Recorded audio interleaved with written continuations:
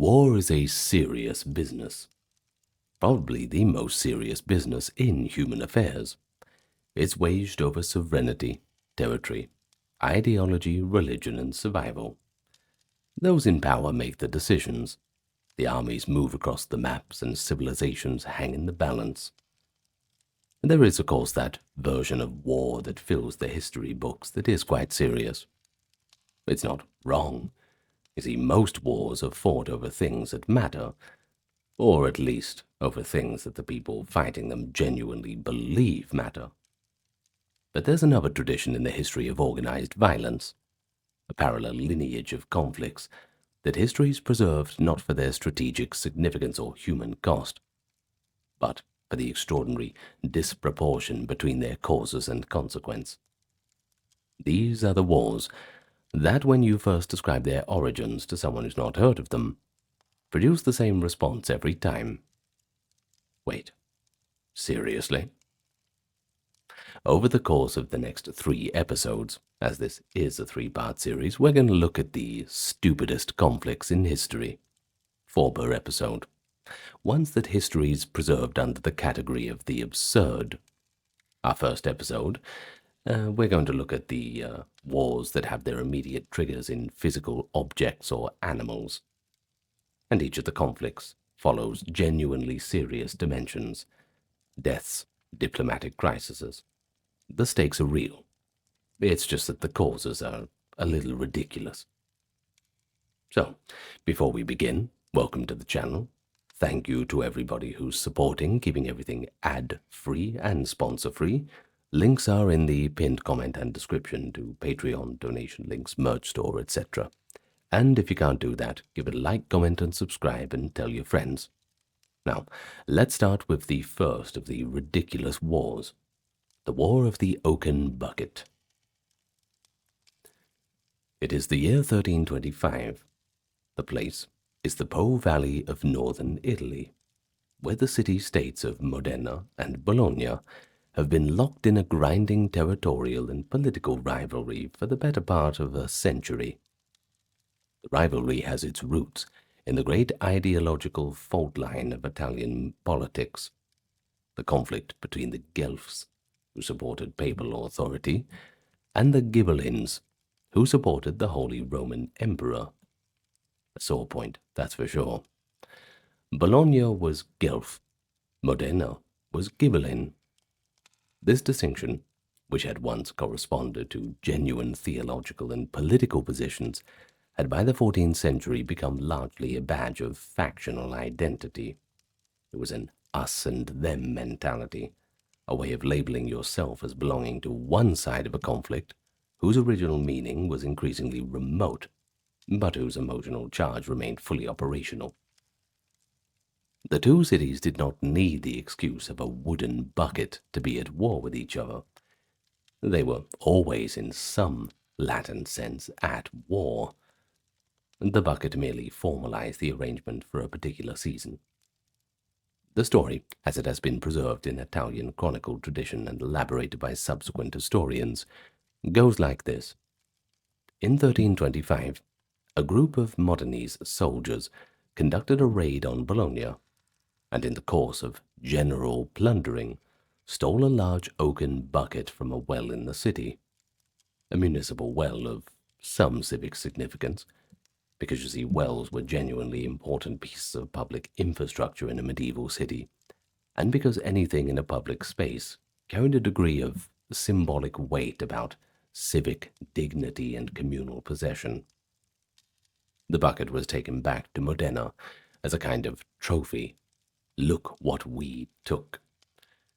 Well, the Bologna side were understandably upset about losing their bucket. They demanded its return. Modena refused. Bologna, presumably having exhausted all diplomatic options available for the retrieval of the bucket, decided that it was time to declare war. And, as we historians say, it was on like Donkey Kong. The Battle of Zappolino, fought on the 15th of November 1325, was the direct military consequence of this diplomatic impasse. The Bolognese army of approximately 30,000 men, which by the way is an extraordinary mobilization for a single Italian city-state in this period, marched on Modena to recover the bucket and punish Modena's impudence in the general. They were met by a Modenese and allied Ghibelline force of around 5,000. The disparity in numbers is the most immediately striking feature of the battle, and it produced, against all reasonable expectation, a victory for Modena. The Bolognese force, despite its numerical advantage, was poorly coordinated. No one had a bloody clue what they were doing, and they lacked the tactical coherence that the smaller Modenese and Ghibelline force had, fighting on familiar terrain with clearer command structures, things like this. The Bolognese broke and retreated in what the chronicle sources describe as quite a bit of disorder. Modena had won the day. They kept their territory, and they kept their bucket. Now, the bucket itself, and here is the detail that elevates this story from merely amusing to actually historically interesting, is actually still in Modena. Or rather, an object claimed to be the original bucket is still in Modena, displayed at the Torre della Girolandina, the bell tower of the Modena Cathedral. Whether the object now on display is genuinely the 14th century bucket, or a later replacement, that is a question that Modena's civic pride tends to regard as kind of irrelevant. The important thing is that there it is, and it remains there after the battle, and that it serves this, I guess, as a physical monument to a victory won against significant odds. In this sense, the bucket performed exactly the function that war trophies have always performed. It was an object charged with the meaning of historical events, a material reminder that Modena had been challenged, and Modena had prevailed.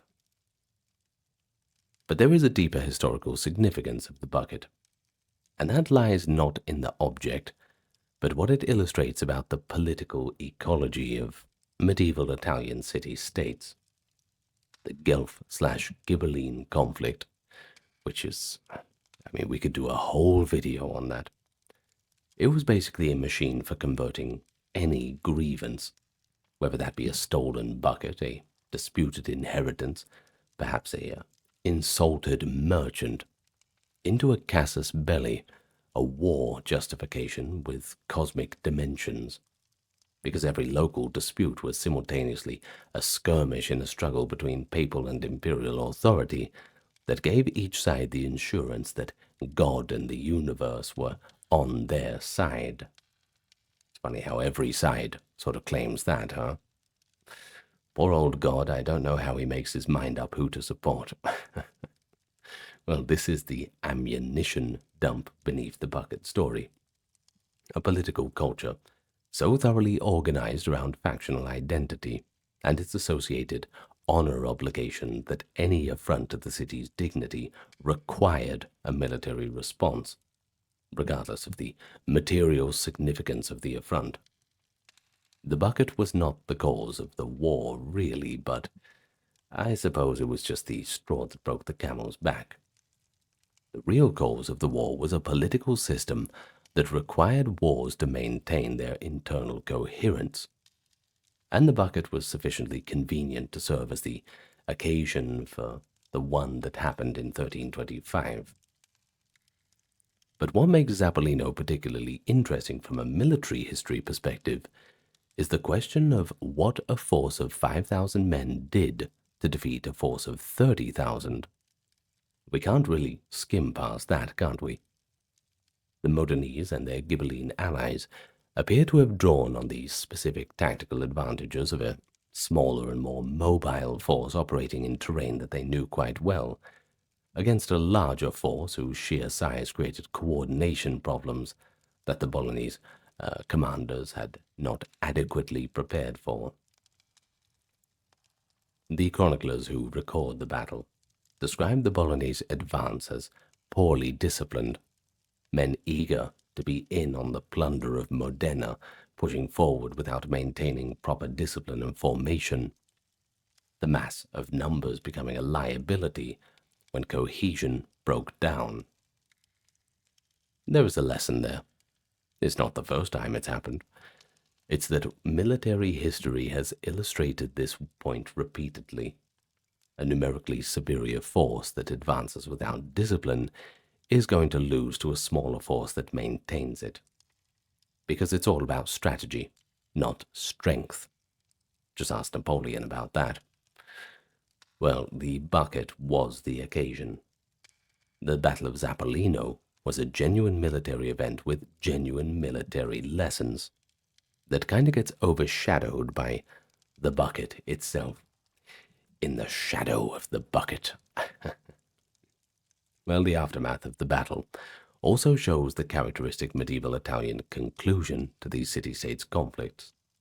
And that's just a return to the status quo, with a few little tweaks and adjustments, after the money and blood had all been spent. Modena kept its territory.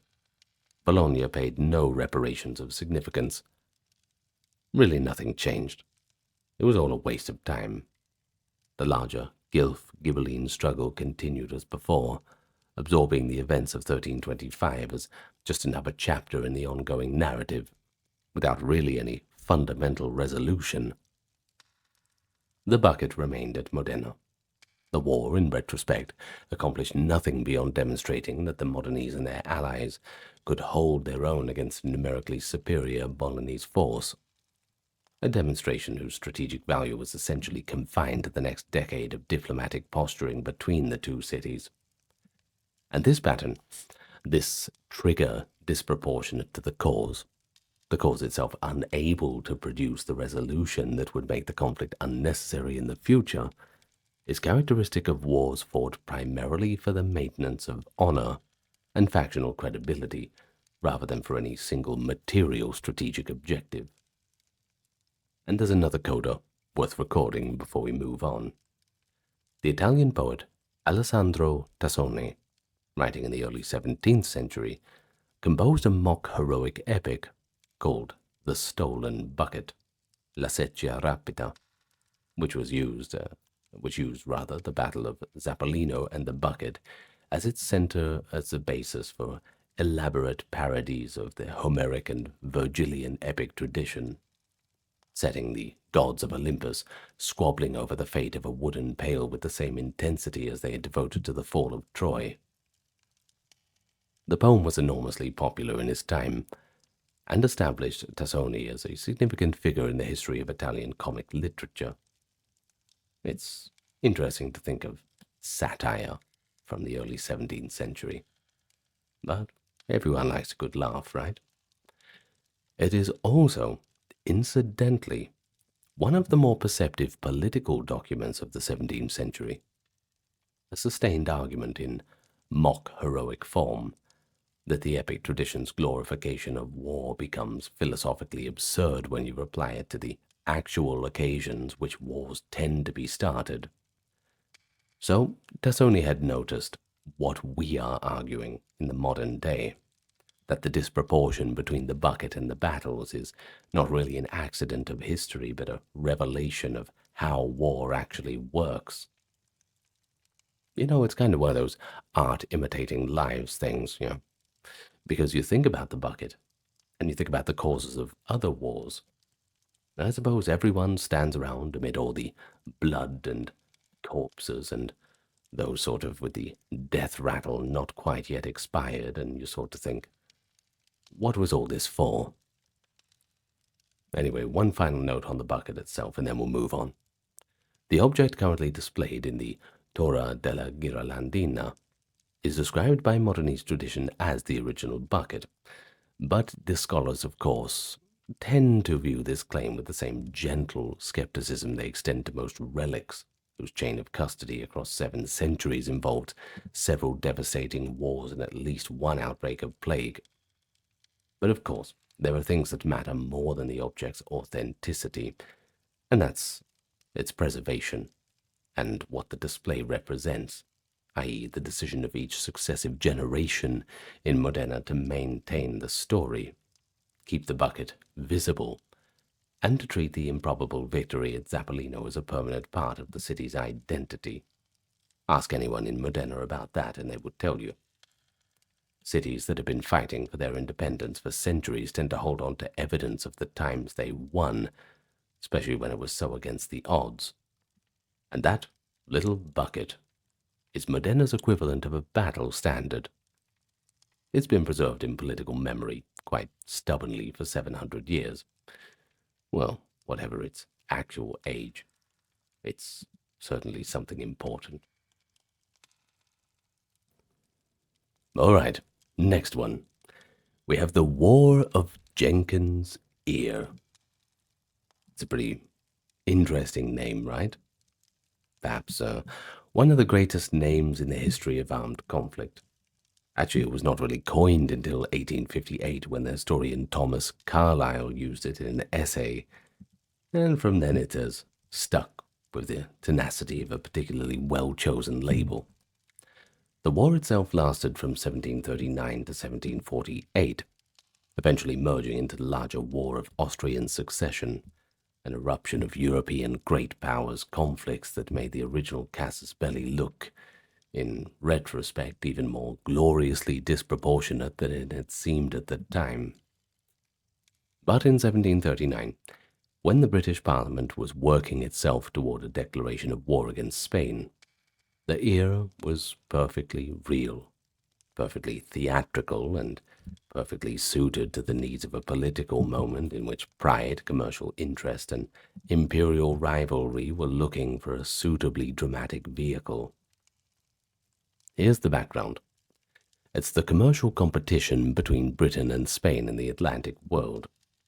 Once again, it all comes down to money. But also, and more specifically, the terms of the 1713 Treaty of Utrecht, which had ended the War of the Spanish Succession, and included the Asiento, an agreement granting Britain the right to supply enslaved Africans to Spanish colonies in the Americas, not to mention a limited additional trade in general goods. The agreement was commercially significant and politically explosive.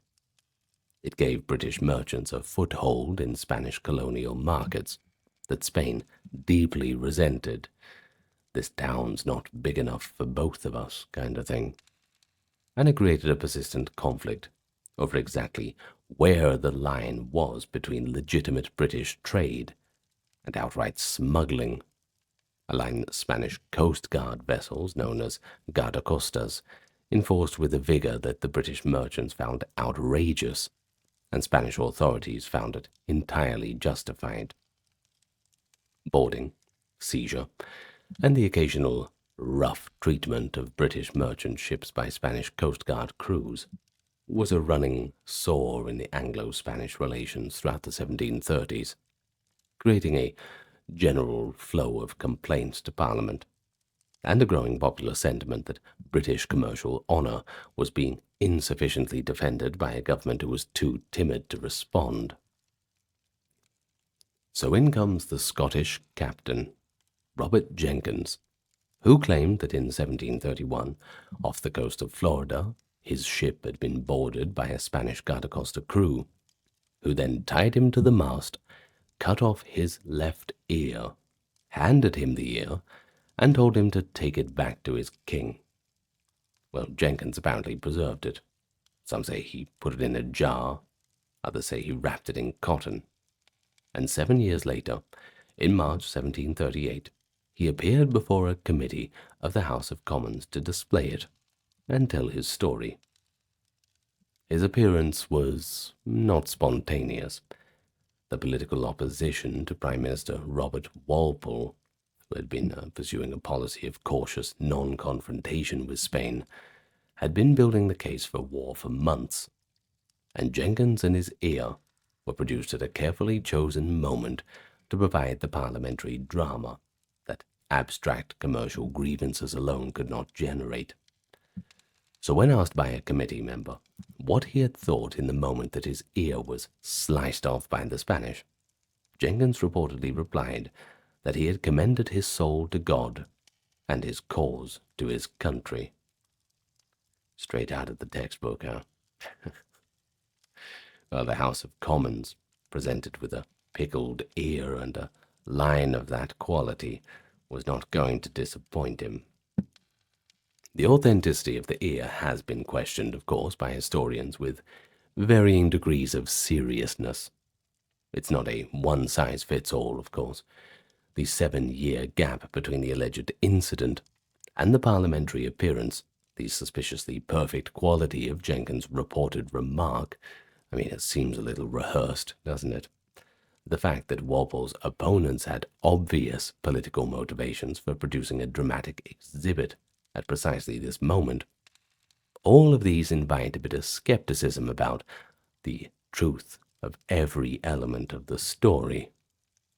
What is not in doubt is that Jenkins appeared, that he displayed something, and that his testimony generated enormous public excitement, and that the political momentum for war accelerated sharply after his appearance.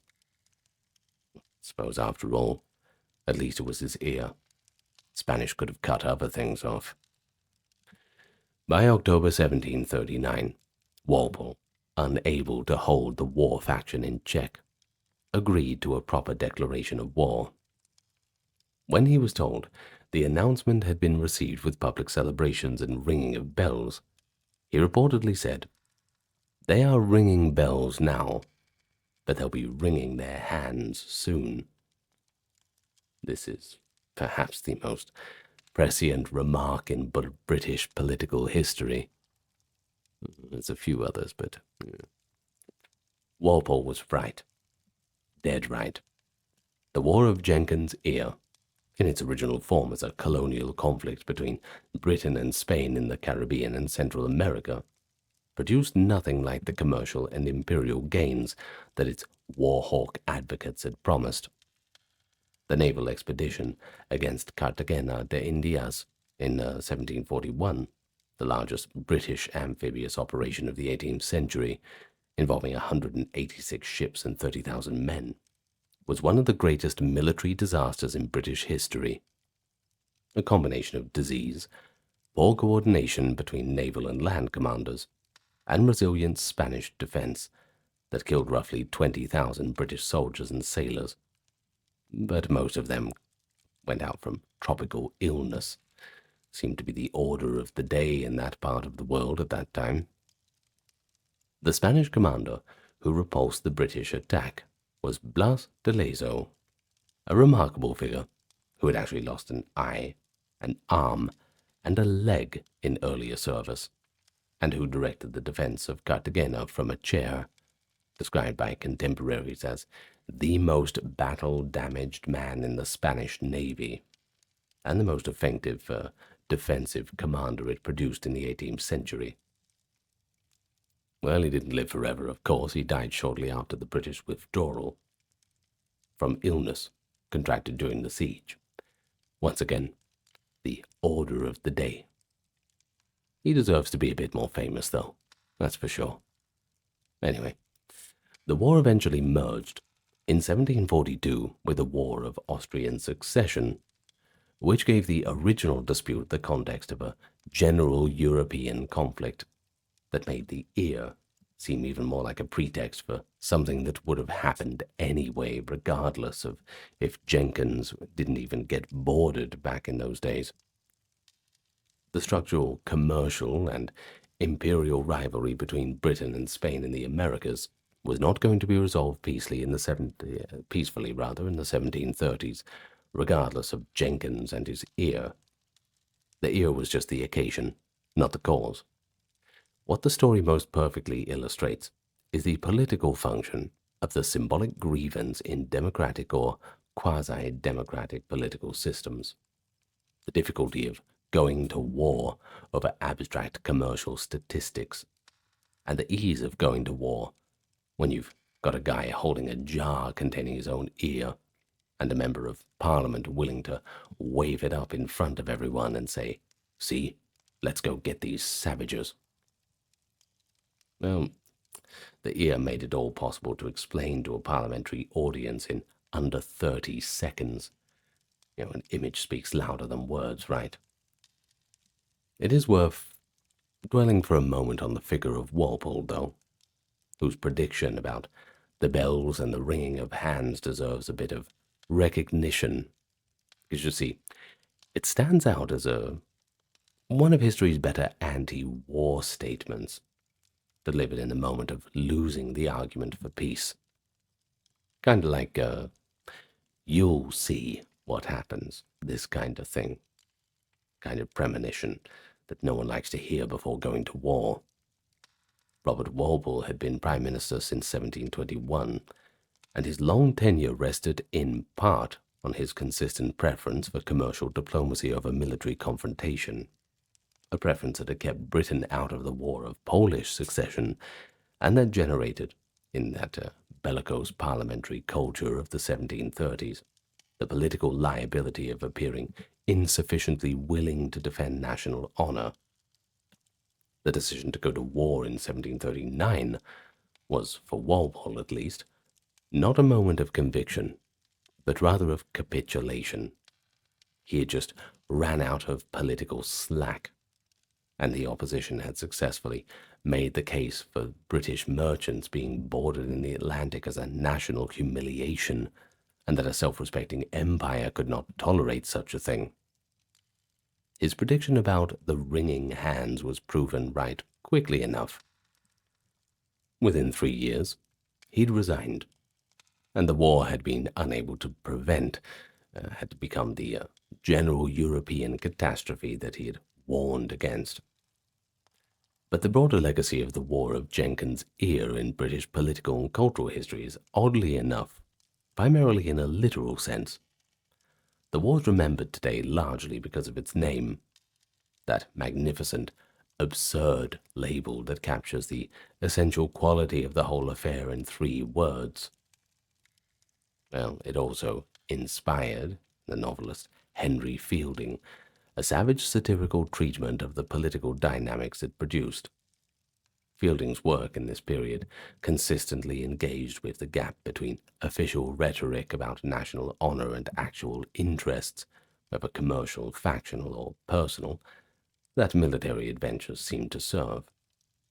And the Jenkins Ear War provided him with material whose absurdity he found almost too perfect for satire. The ear became a cultural touchstone for a certain kind of English political irony, the recognition that the stated reasons for national decisions and actual reasons for them are frequently different things, and that a sufficiently theatrical presentation of the stated reasons can carry an audience past the point where they would otherwise ask about the actual ones. So, I suppose we can say there's a bit of historical irony that's worth noting before we leave Jenkins and his ear. The man at the center of the story, Robert Jenkins himself, is one of the hazier figures of the whole affair. You'd think we'd know a bit more about him, but we really don't. His subsequent career after the parliamentary appearance is poorly documented. He disappears from the record with the same convenient timing with which he had appeared in it. And that leaves us to speculate about whether he was a genuine victim of Spanish brutality, a pawn of Walpole's opponents, or just a combination of the two. Either way, it seems after he had made his appeal in the Parliament that his usefulness was at an end. The ear, whether its true origins, did its work and recedes into obscurity alongside the man who carried it. In this respect, Jenkins is less the hero of the story than its instrument, just a prop, like the ear itself, deployed at the right moment by people with clearer political interests and then set aside when the scene had been played out. The war that bore his name lasted nearly a decade. It cost hundreds of thousands of lives, and Jenkins himself was already forgotten by the time those bells and hands stopped ringing. Well, next up, we have what is known as the Pastry War of 1838. And the Pastry War occupies a pretty peculiar place in the history of gunboat diplomacy. It is the clearest possible example of a great power using a civilian grievance as the legal and rhetorical justification for military action that was, in its strategic intent, entirely about something else.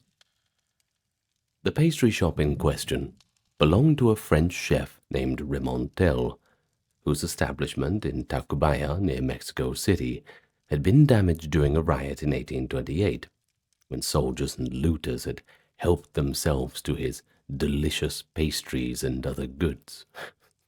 Sounds a bit ridiculous. Well, it is. Remontel decided he wasn't going to just take this lying down. He filed a compensation claim with the French government. The claim sat there for an entire decade, unanswered by the Mexican government, which had rather a lot of other things to deal with. The period between 1821 and 1840 saw Mexico change governments roughly once every 18 months, a rate of political instability that made the orderly processing of foreign compensation claims something of a low priority. The French government's decision in 1838 to resurrect Remontel's decade-old pastry claim was not motivated by concern for French pastry chefs at all. Rather, it was motivated by the larger question of French commercial interests in Mexico, the outstanding debts the Mexican government owed to various French creditors, and the broader project of French overseas commercial expansion that the July monarchy of King Louis Philippe was pursuing with considerable enthusiasm. Mexico in the 1830s was a weak state, but with significant resources, but also an inability to service its foreign debts, and that's exactly the kind of situation that 19th century European powers regarded as an opportunity for the forceful assertion of creditor rights. The bill was in.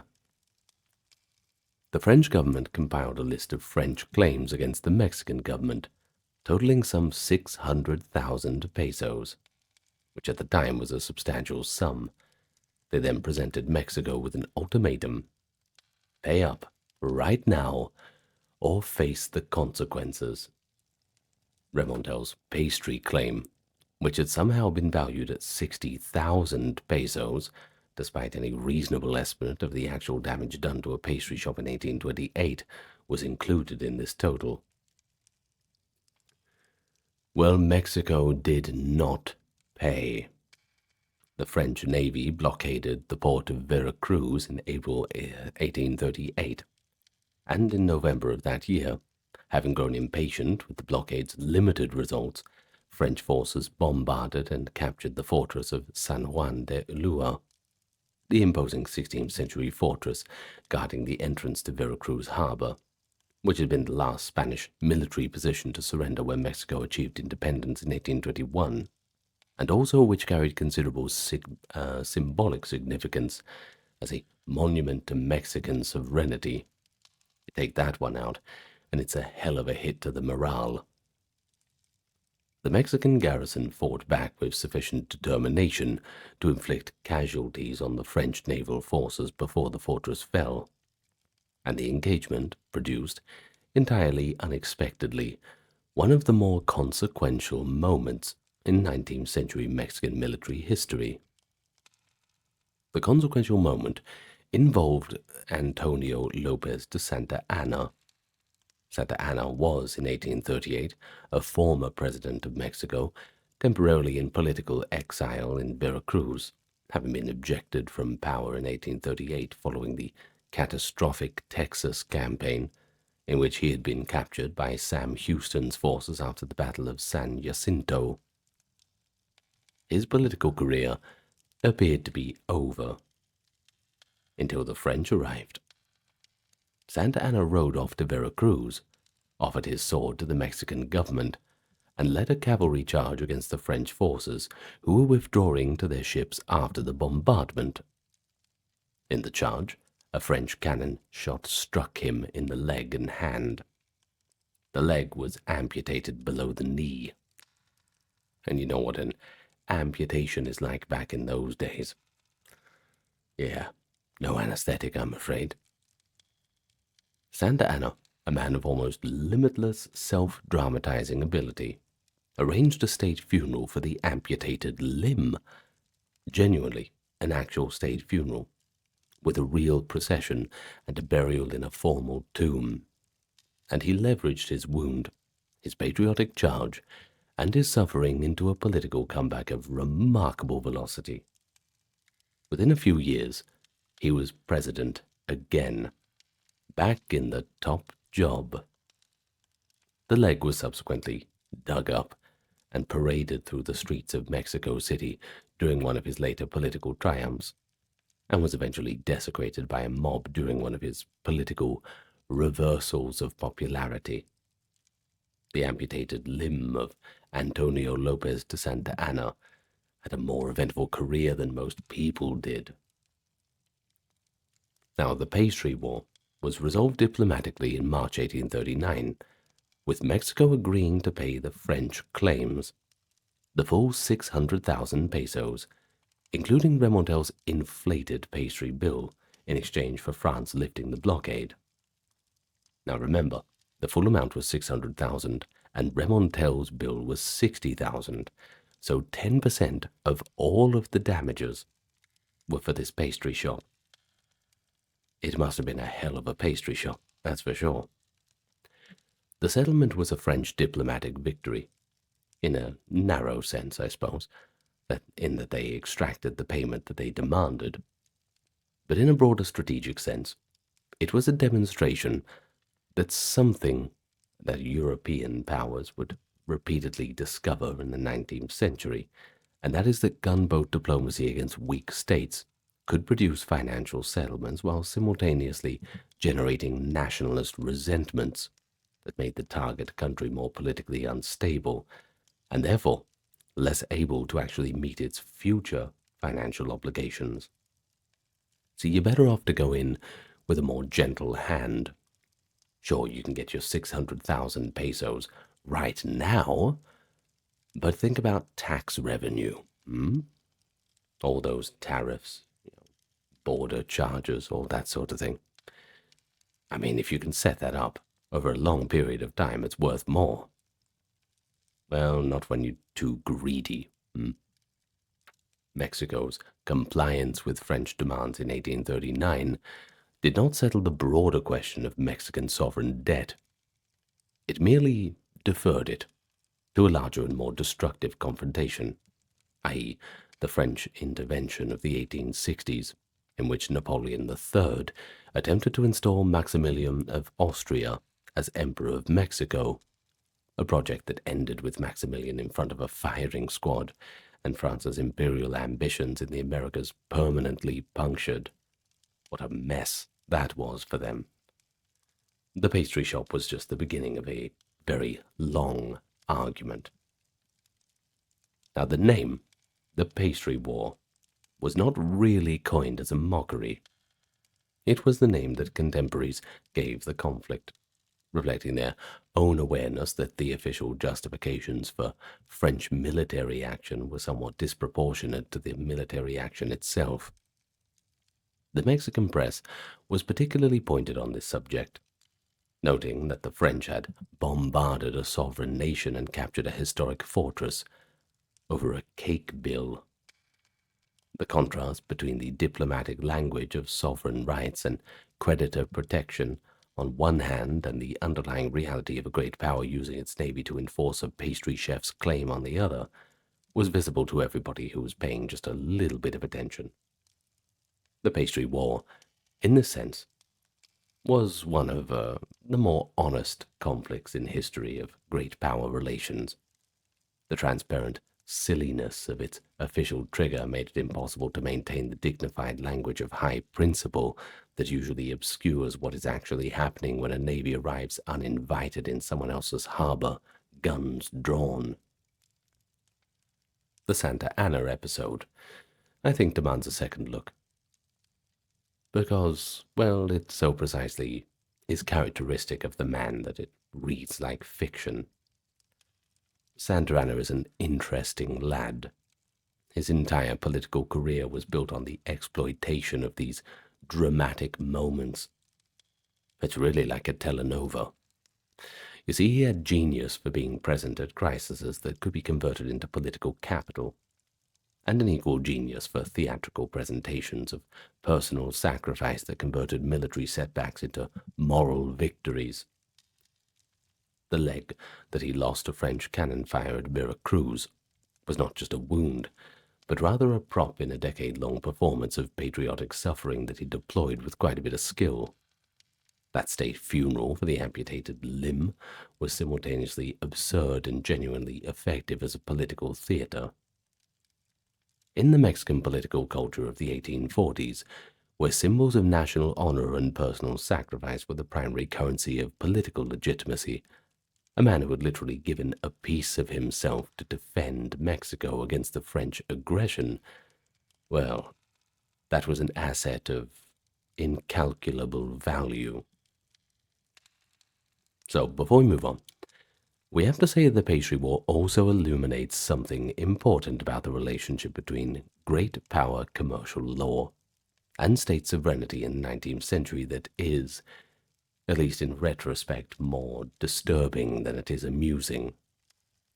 The legal framework that France invoked, the protection of nationals' property rights, the enforcement of contractual debts through state power, and while the use of military force as a last resort in the collection of legitimate claims was not a French invention. Of course not. It's not a new thing.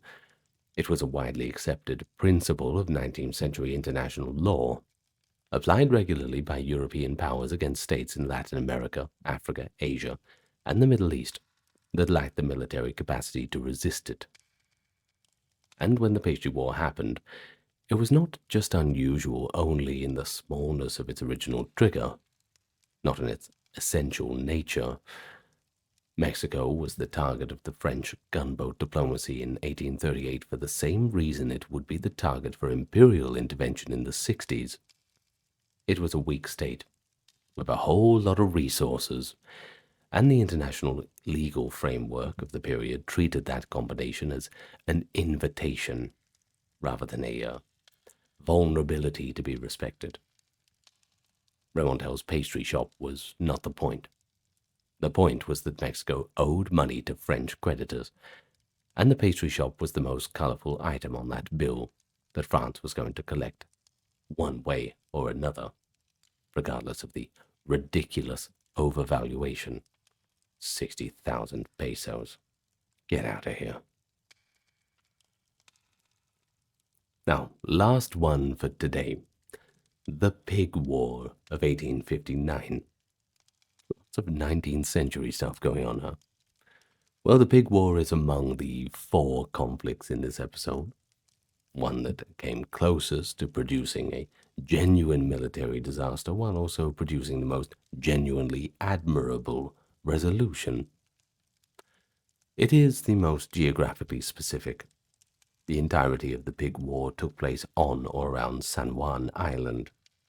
If you don't know where that is, it's a pretty small island, roughly 70 square miles, in the waters between Vancouver Island and the mainland of what is now the state of Washington, a location whose political status was in 1859 genuinely and consequentially ambiguous, a fact that elevated a dead pig from a domestic incident to an international incident with the minimum of additional effort. The ambiguity had its origins in the Oregon Trail of 1846. Nasty business, for sure, but a topic for another time, which establishes the 49th parallel as the boundary between the British and the American territory from the Rocky Mountains to the Pacific, and then specified the boundary would run south through the channel between Vancouver Island and the mainland. There was a problem, though. Things were not that simple, and this problem was that there were 2 plausible channels, one being the Rosario Strait, closer to the mainland, which the Americans preferred, and the Harrow Strait, closer to Vancouver Island, which the British preferred. San Juan Island sits between the two channels, and that meant that its national status depended entirely on which reading of the treaty you accepted. They should have really put things in writing a little bit clearer, right? Both the Hudson's Bay Company, which operated a sheep farm on the island's south end, and a growing community of American settlers had established themselves on the island in the 1850s, all with the assumption that their respective sovereignty claims would eventually be sorted out. After all, how bad could both sides want it? Well, they had not been sorted out by the summer of 1859, when the pig made its appearance. The pig in question belonged to the Hudson's Bay Company, or more precisely, to an employee of the company named Charles Griffin.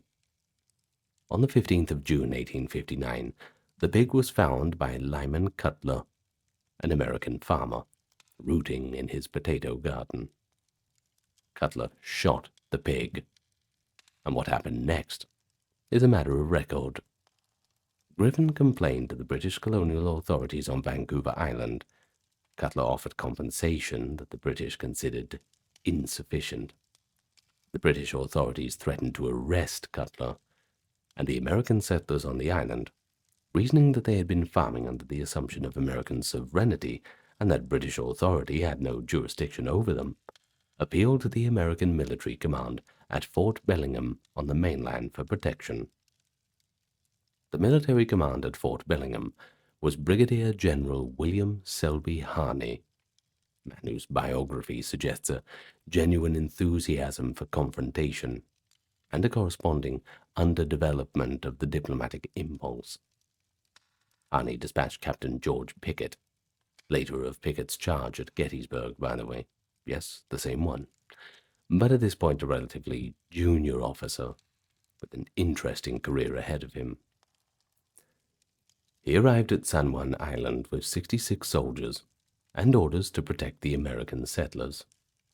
Pickett landed on the 18th of July, planted the American flag, and issued a proclamation asserting that the island was American territory and that his forces were there to enforce American law. The British were not too pleased about that. They responded by sending warships, and within weeks there were 3 British warships in the harbor, facing Pickett's 66 men on the beach. Well, more ships would be on the way, and also a 4th ship arriving carrying the commander of the British naval forces in the Pacific, Rear Admiral Robert Baines. Baines looked at the situation. A pig, a potato garden, 66 American soldiers, and the prospect of starting a war with the United States over a small island whose sovereignty was genuinely in dispute. Well, he made the correct decision. He refused not to land troops or initiate hostilities. In his report to London, he wrote that he would not allow 2 great nations to go to war over a squabble about a pig. Cooler heads prevailed, it seems. It is one of the more sensible sentences in the history of Anglo-American relations. Deserves a bit more fame than it has, I suppose. Perhaps we can use it as a metaphor. I don't know.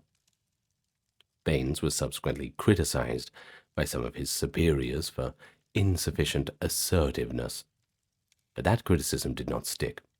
You see, London recognized that discretion had been the appropriate response, and the British and American governments agreed to a joint military occupation of the island while the sovereignty question was negotiated. A solution of considerable elegance, in which both sides maintained their claim, while neither side pressed it to the point of conflict. The joint occupation lasted 12 years, from 1859 to 72, and by all accounts was conducted in a spirit of genuine neighborliness. The British and American camps on opposite ends of the island developed a tradition of joint celebrations on both the 4th of July and the Queen's birthday. The officers exchanged social visits. The soldiers of both sides garrisoning a beautiful island in a temperate climate with essentially nothing to do, appear to have enjoyed the arrangement rather more than their respective government strategic documents would have suggested was appropriate. Not a bad station, I suppose. The big crisis that had briefly mobilized warships and threatened an Anglo-American confrontation had produced, through the accident of Bain's good sense and patience, one of the more harmonious military standoffs in the history of great power competition. The sovereignty question was eventually resolved in 1872, when both governments agreed to submit it to the arbitration of Kaiser Wilhelm I of Germany, who was a neutral party with sufficient international standing to command both sides' acceptance. The Kaiser's Arbitration Commission decided in favor of the United States, awarding San Juan Island to American sovereignty, on the grounds that the Harrow Strait, the American preferred channel, was the more natural and navigable of the two. The British forces withdrew with full military honors.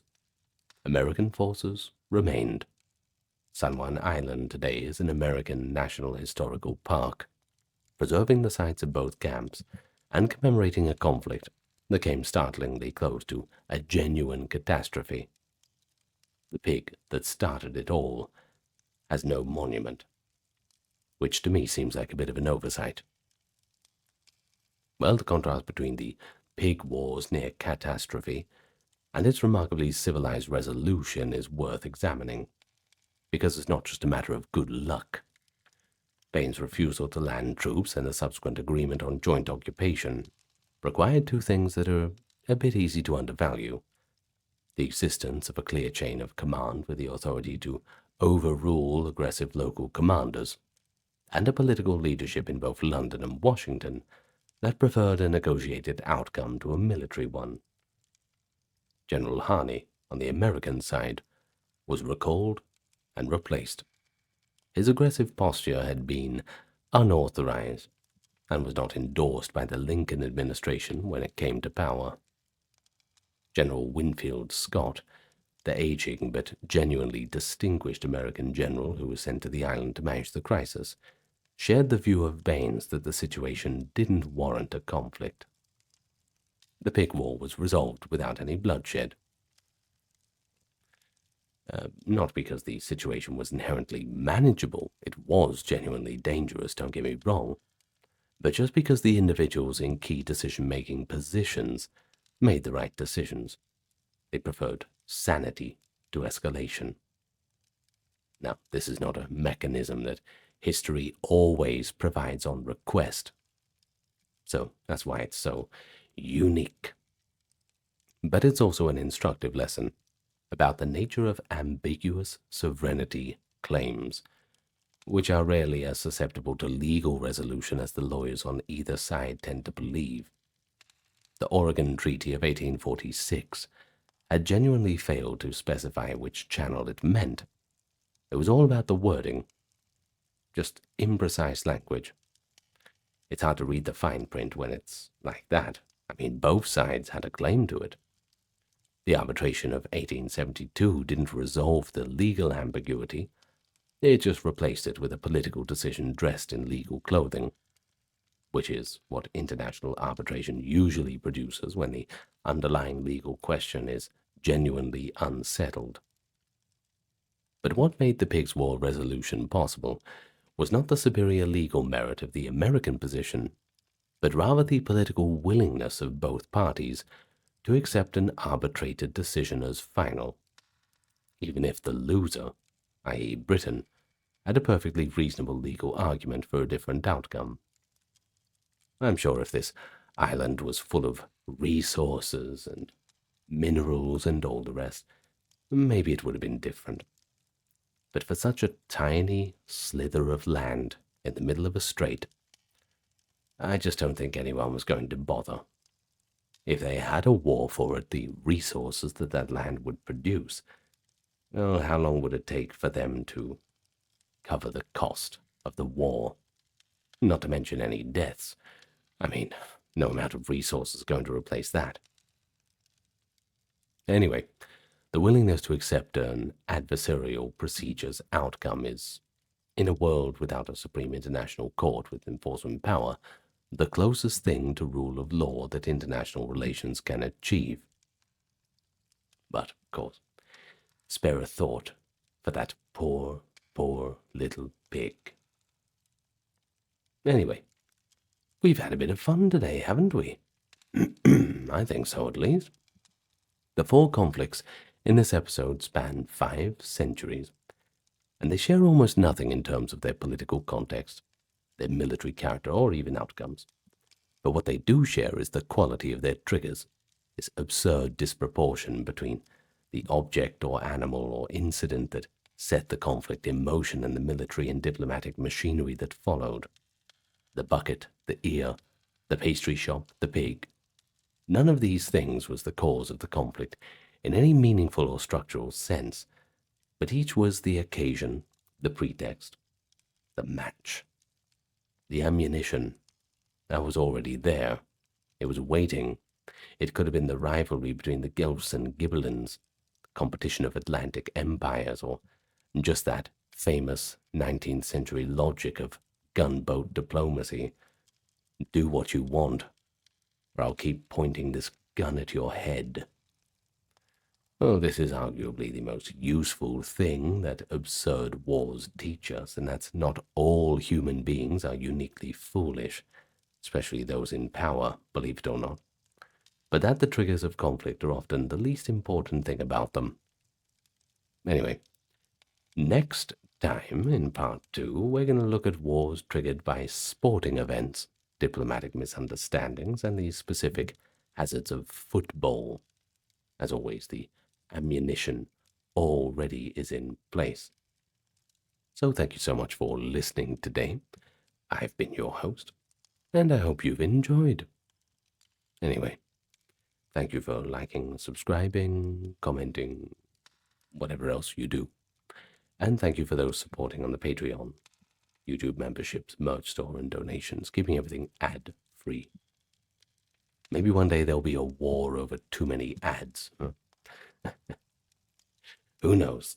Who knows? Maybe a civil war. Well, I don't want to suggest that. You never know who's listening. Good night, everybody. I'll see you in part 2. Hello and welcome back to part 2 of our series on pointless and stupid wars. In the first part, we discussed wars began by a bucket, an ear, a pastry bill, and a pig. And then we talked about the trigger being less important than the structural forces that made it a trigger in the first place. The ammunition already being there, just waiting for a straw to break the camel's back. As for today's 4 conflicts, they share a different characteristic. These are wars defined not primarily by their ridiculous origins, but rather by the embarrassing speed and completeness of their failure. Conflicts so brief, so bungled, or so thoroughly outmaneuvered by the situation that they became cautionary tales about why cooler heads should always take precedence. Anyway, we don't need too much of an introduction. Let's just jump right in. But just quickly, of course, let me thank those keeping everything ad-free by being Patreon and YouTube members. Also the donators and merch shop visitors. All links are in the pinned comment and description. And if you can't do that, give us a like, comment, and subscribe, and tell your friends about us. Anyway, let's begin with a veritable banger. The Anglo-Zanzibar War. The Anglo-Zanzibar War of the 27th of August 1876 actually holds a record. The Guinness World Record for the shortest war in recorded history.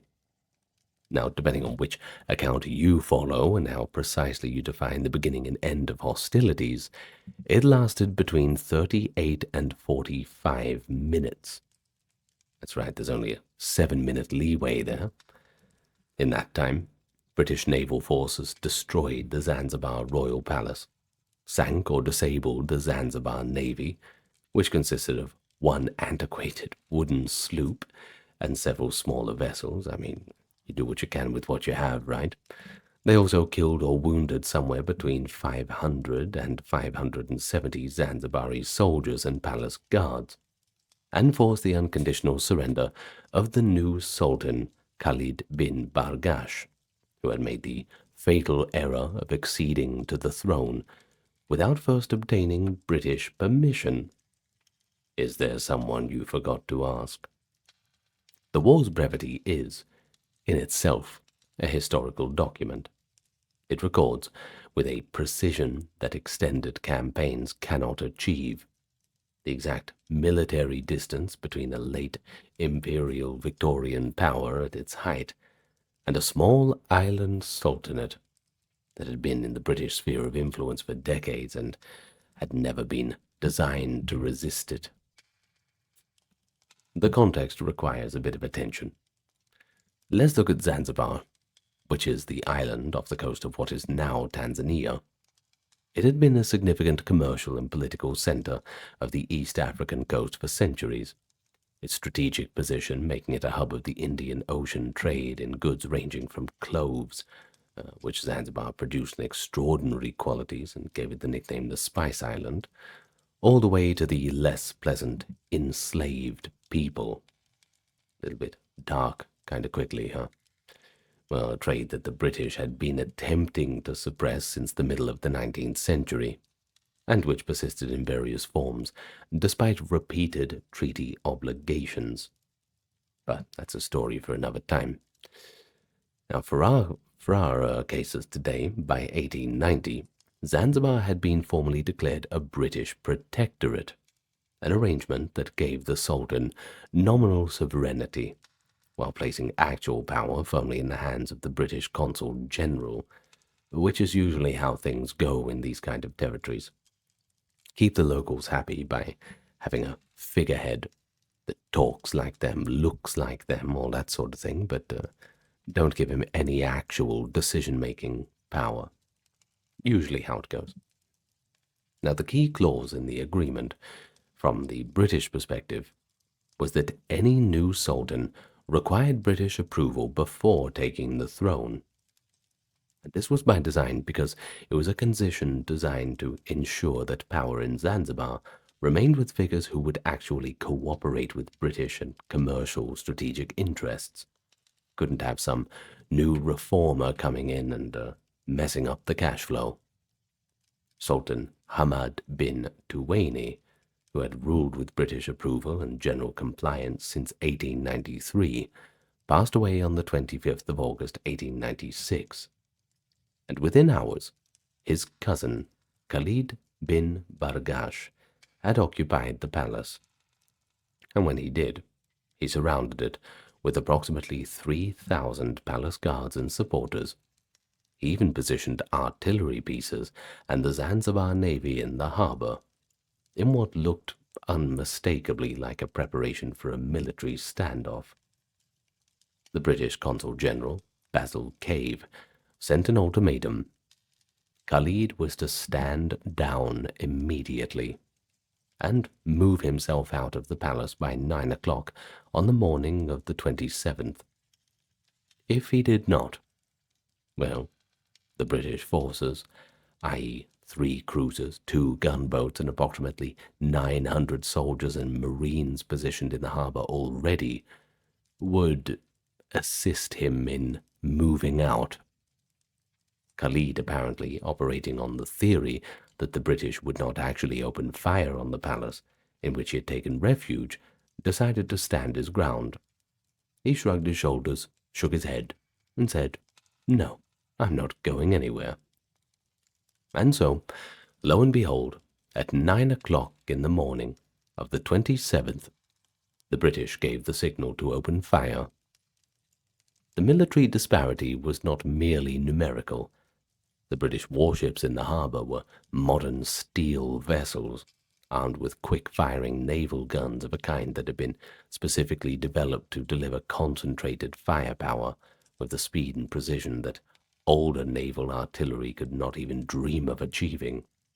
After all, we are in the late 19th century, and technology is moving at quite a rapid pace. Not quite at the pace you'd see in the early 20th century with the advent of World War I in terms of military technology, but hey, in terms of science, the late 18th century was quite a huge leap.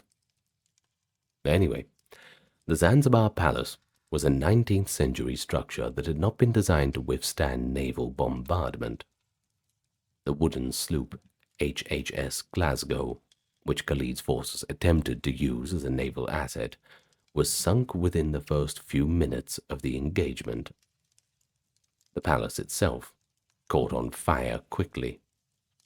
Within about 40 minutes, the palace flag had been hauled down, shot away by British gunfire, or lowered by the defenders, and Khalid had fled to the German consulate, where he claimed a diplomatic asylum.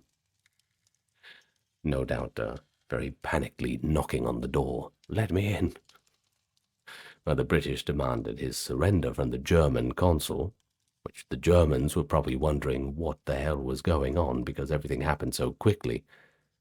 Well, the German consul pointing out that with some justice, that the granting of asylum was at the discretion of the German government and not the British consul general, declined to hand him over immediately. Khalid eventually left German protection and was exiled some years later.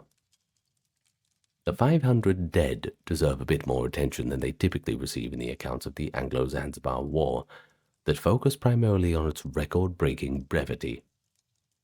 These were palace guards and supporters who had positioned themselves to defend what they believed was a legitimate succession, fighting in defense of a ruler whom a significant portion of Zanzibari political society had already accepted as their beloved sultan, against this sudden naval bombardment that the British had the power to deliver, and Khalid's forces had no realistic means of resisting. Whether Khalid's decision to occupy the palace, knowing the British ultimatum, was genuine military recklessness, or a calculated gamble that the British would back down, the people who died in the palace and on the Glasgow were not making strategic miscalculations, they were just following orders. Oh, and by the way, there is some evidence that he expected German diplomatic support. Of course, that did not materialize. I don't think the Germans would be coming out in support of this sultan who's been around in 5 minutes. I mean, military alliances and agreements. I mean, usually you have trade negotiations before that, or at least an introduction. All they got was his panicked rapping on the door, demanding asylum.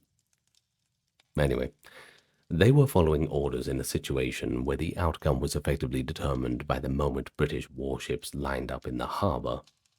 There was just no way they were going to win this one. The Anglo-Zanzibar War is often presented as a curiosity, a record-holding historical footnote whose interest is exhausted by the statistic. This framing does it a bit of a disservice. It is, more precisely, one of the most transparent illustrations available of what imperial control actually looked like when it was enforced rather than simply asserted. The specific, measurable gap between the formal language of protectorates and spheres of influence, with their careful distinctions between sovereignty and suzerainty, and the material reality of what happened when a nominally autonomous ruler makes a decision that the protecting power had not approved. Well, Khalid bin Bargash did not lose the throne because his claim was weaker than his rivals. He lost it because the British had warships in the harbor and the political will to use them within 45 minutes of a self-imposed deadline. The 38 to 45-minute duration is not a quirk. It's rather a measurement of how little military resistance a British protectorate was expected to be capable of mounting. I mean, sorting it out in under an hour. Yeah, I know we should say it's some kind of record. Well, it is a record. In any case, this is calculated correctly in advance by the people who wrote the ultimatum. It's fine for Britain and the other imperial powers to deal weapons and make a bit of extra money on the side, but you never give them stuff that can actually range your ships in. This is what was happening in the Opium War, by the way. The cannons could not even hit the ships of the Chinese cannons couldn't even hit the ships of the British and the French as well when they bombed Guangzhou. So it was just a pointless endeavor. You just have to sit there and take the beating. The war was that short because it was designed to be that short. There is another detail that's worth recording, because it captures the specific texture of Victorian imperial administration at its most self-confident. The British Consul General's ultimatum to Khalid specified a deadline of 9 o'clock in the morning. Now the bombardment began at 9 o'clock. British records note that before the firing began, the Consul General sent a final message to the palace asking whether Khalid intended to comply. The answer came back pretty bluntly. No. Well, there it is, boys. The firing commenced. The formality of the final inquiry, maintaining the procedural requirements of an ultimatum even at the moment of opening fire, is characteristic of a bureaucratic culture that believed its violence was legitimate precisely because it followed the correct forms. It gives them that plausible deniability. We sent warnings. We asked them again and again, and they refused again and again. So we had no choice but to bomb the living daylights out of them. The 38 minutes of the war were meticulously organized. They just happened very quickly.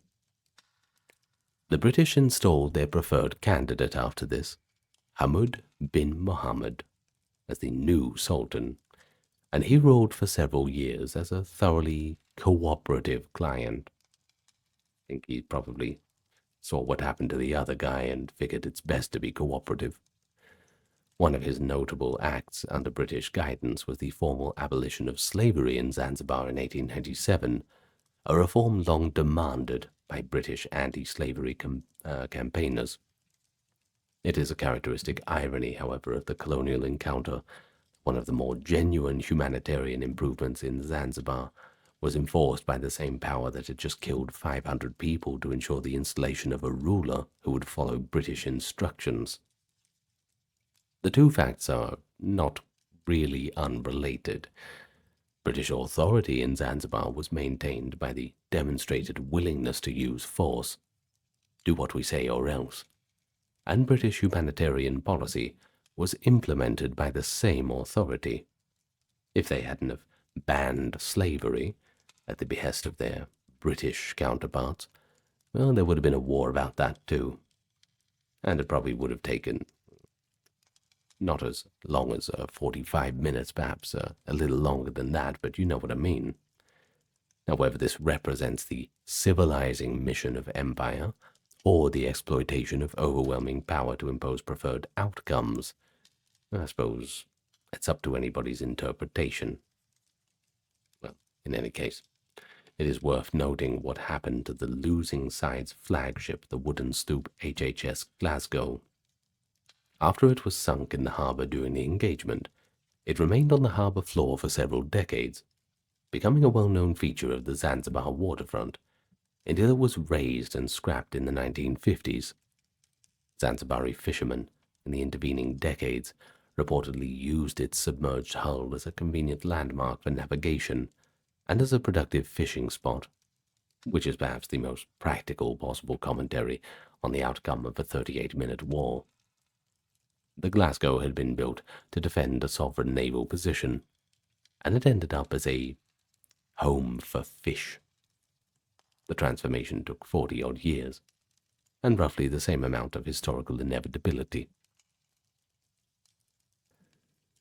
Now, next one actually brings us to my homeland, the Australian Emu War.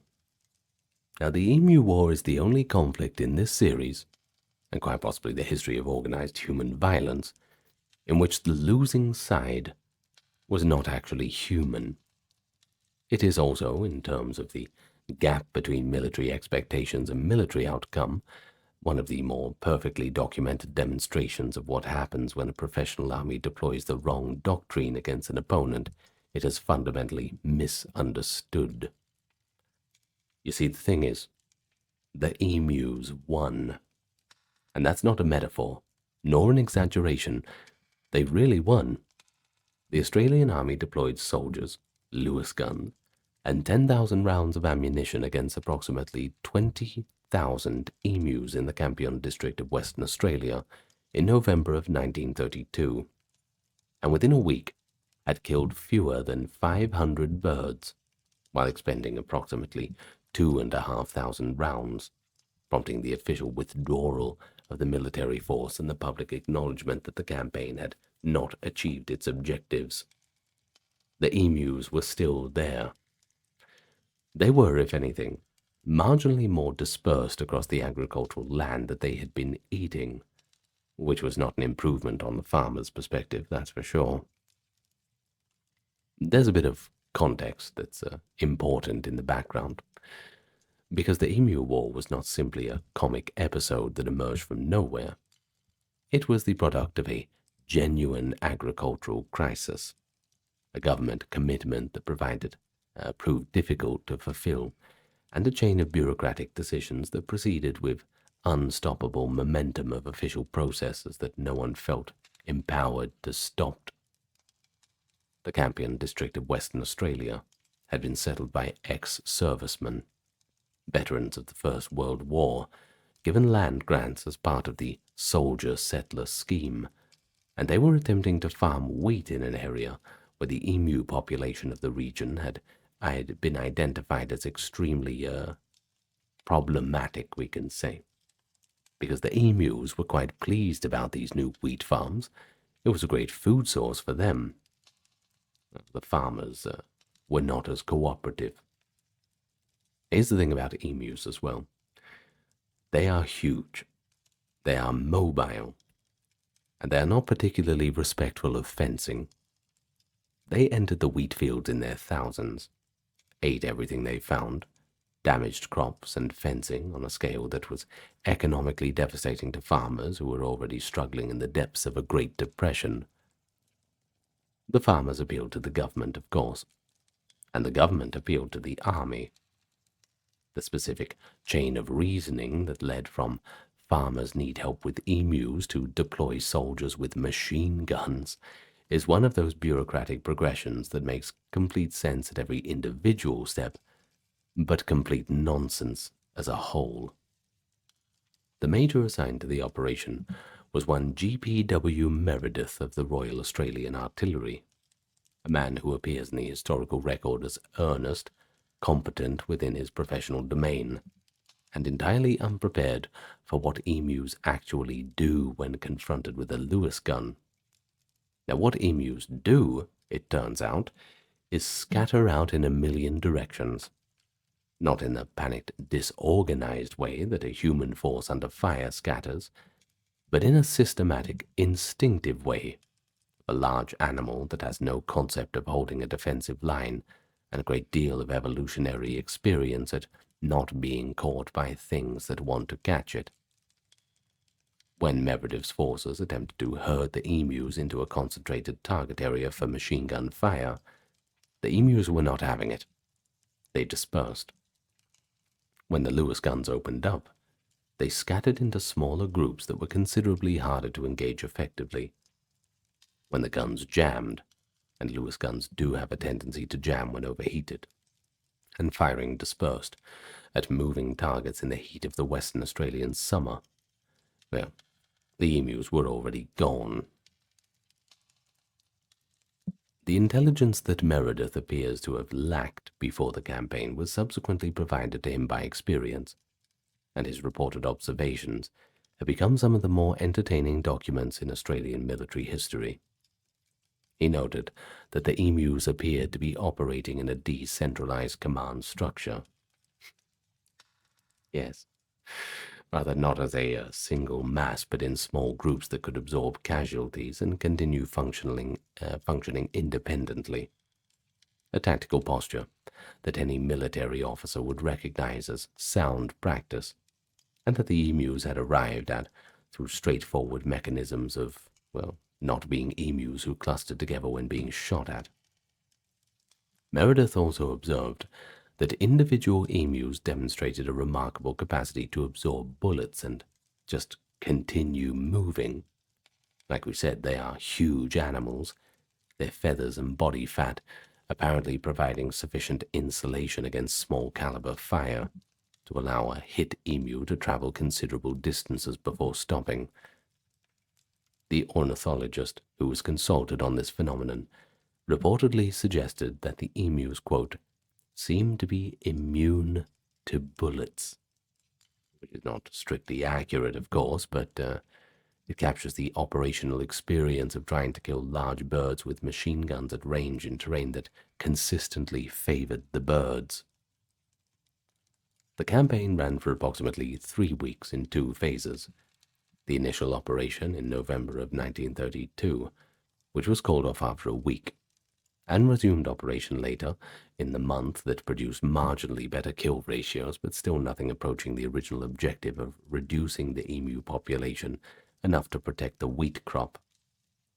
The final tally, as reported to the Australian House of Representatives, was approximately 986 emus killed for 2,460 rounds expended, a ratio of roughly 2.5 rounds per confirmed kill that Meredith himself described as unsatisfactory.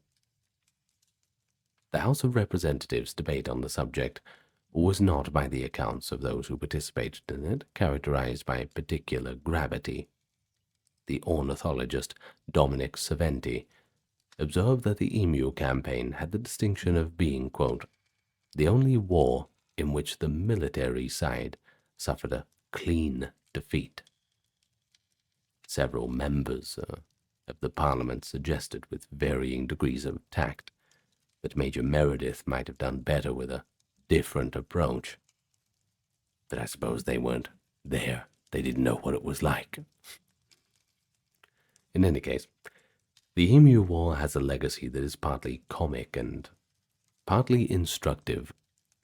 The comic element is obvious and has been enthusiastically maintained by Australian popular culture, which has a healthy tradition of finding its own national embarrassments to be quite amusing. And it's true. We are quite like that. We tend to laugh at ourselves quite a lot. The instructive element is less often discussed, but more intellectually interesting. The Emu War is a nearly perfect demonstration of the problem of applying military doctrine designed for human opponents to non-human challengers. You see, military doctrine is built on the assumptions of how adversaries behave, that they have command structures, that they have responded to casualties by reducing their activity, that they can be concentrated and destroyed by concentrated fire, that they occupy and defend defined positions. But of course, emus do not do any of these things. They're not trying to win in any strategic sense. They're just trying to eat the wheat crops. And the presence of soldiers with machine guns is an environmental obstacle that they root around rather than engage. The Australian army was not defeated by the emus in a military sense, but it was defeated by the categorical error of treating wildlife management problems as a military one.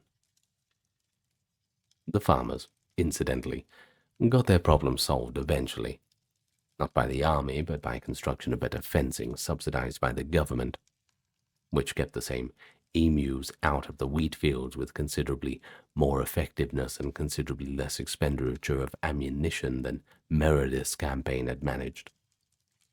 But as for the emus, they remained at large, and they remain at large today.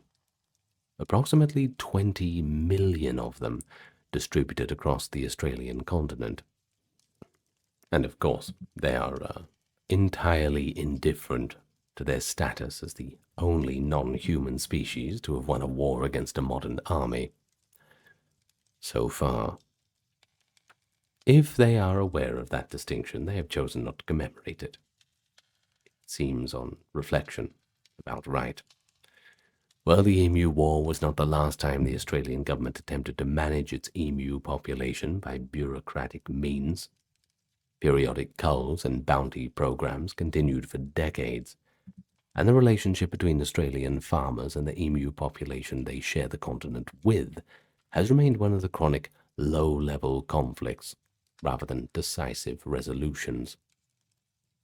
The lesson that fencing was more effective than soldiers was applied and absorbed, but the underlying tension between agricultural land use and wildlife population dynamics was not resolved by any practical measures attempted. And this too is quite instructive. The war failed not because Major Meredith was incompetent, or because his soldiers lacked resolve, but because the problem being addressed was not the kind of problem that military force is designed to solve.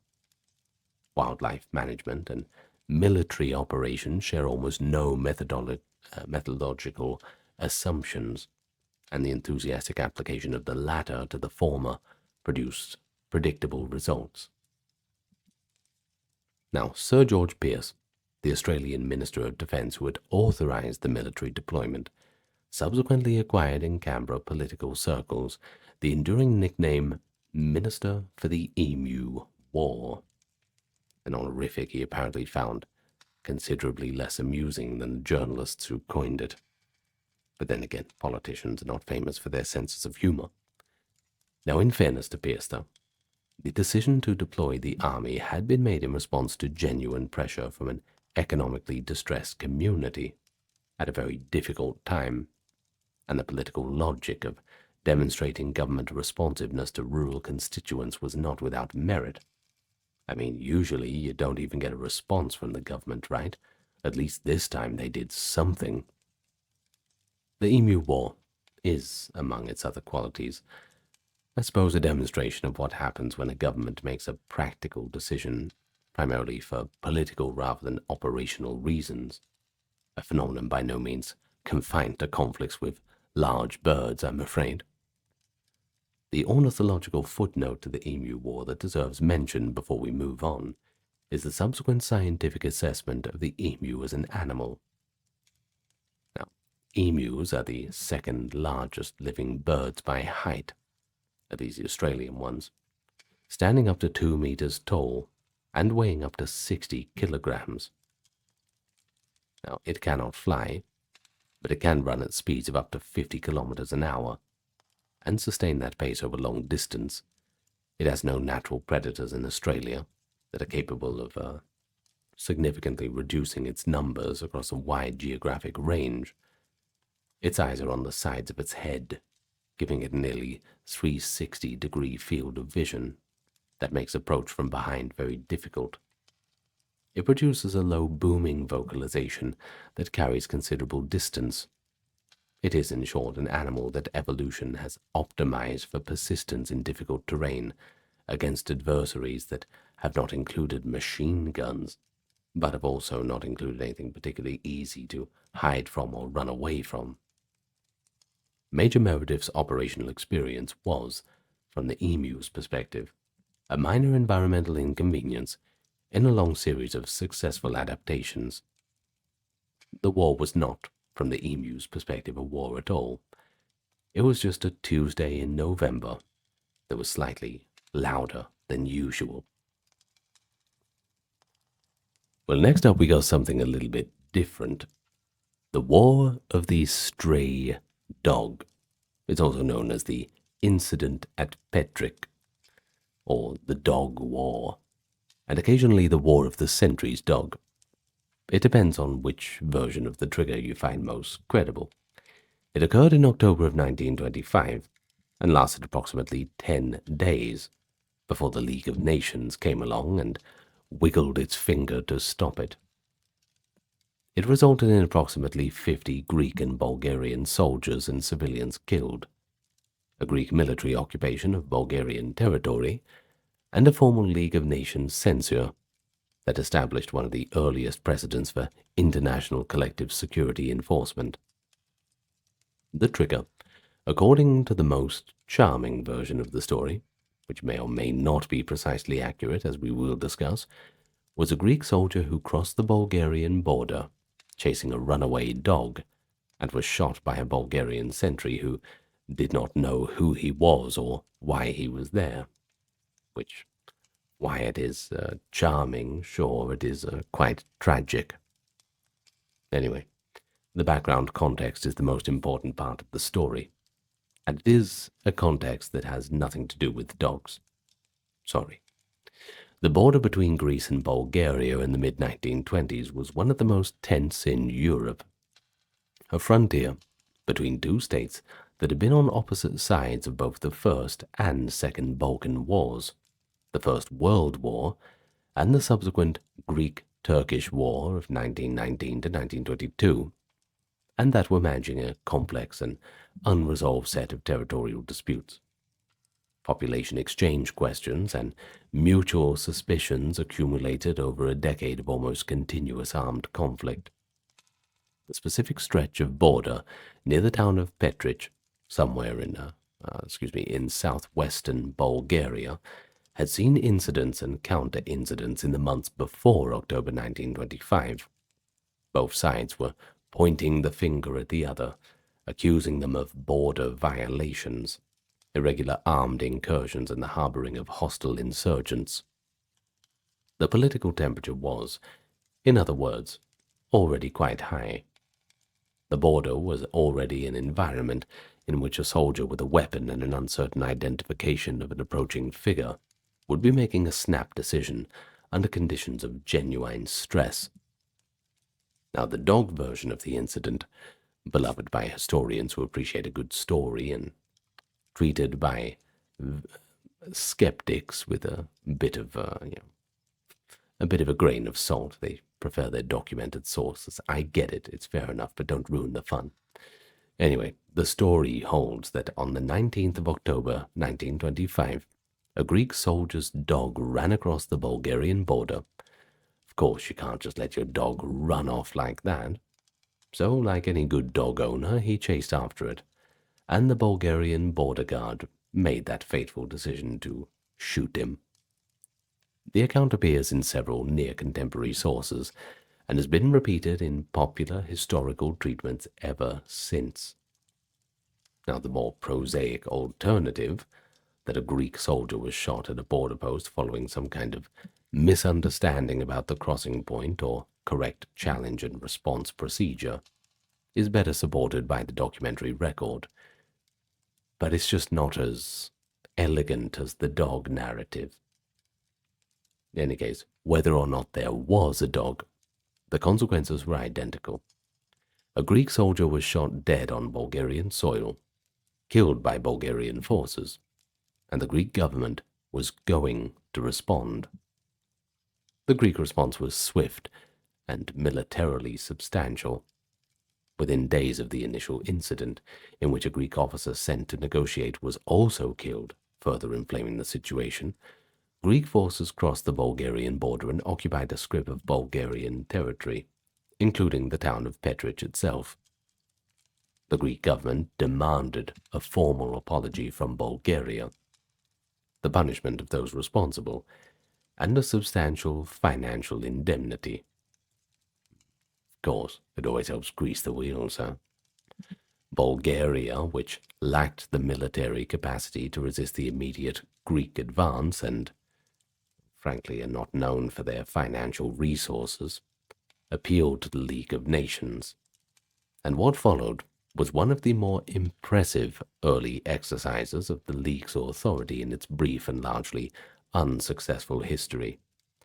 The League Council met in emergency session, demanded a ceasefire, sent observers to the region, and issued a formal condemnation of Greek aggression, all within approximately 10 days of the initial incident.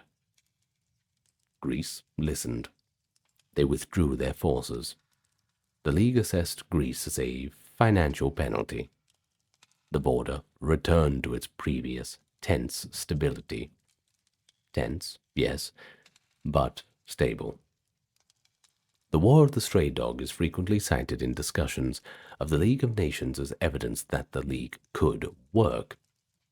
That in cases of relatively limited conflict between middle powers without great power interests at stake, the machinery of collective security was capable of producing a rapid and effective response. Now, the citation is not wrong, but you've got to give it its appropriate qualification. Because you see, the League succeeded in the Petric incident, partly because neither Greece nor Bulgaria was backed by a great power with strong interests in the outcome. No one really cared about it. But also partly because both states were dependent on Western European political support for their economic and security needs, and couldn't really afford to defy a formal League resolution without serious consequences.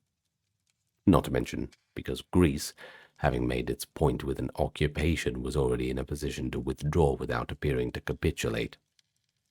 The conditions that made the League's intervention possible in 1925 were specifically and importantly different from the conditions that would make it impossible in the 30s, when great powers were directly involved and were prepared to defy League resolutions entirely. But there's also a structural lesson in the incident that goes beyond the League's institutional performance. The war, if it is to be called that, illustrates the specific danger of what political scientists call accidental escalation, the process by which a localized incident between low-level actors, being a soldier, a border guard, and a dog, rapidly acquires a political momentum that outstrips the ability of responsible decision-makers to manage it. The Greek government did not decide in advance to invade Bulgaria over a dog or a misidentified border crossing. Rather, it found himself in a position where a Greek soldier was dead on Bulgarian soil, and the political costs of not responding militarily exceeded, in its calculation, the risks of a military response. Each step in the escalation was, from the perspective of the actor taking it, a rational response to the preceding step. And you know how these things always run away on themselves. One person hits back and has to hit back in retribution. What's that saying about revenge?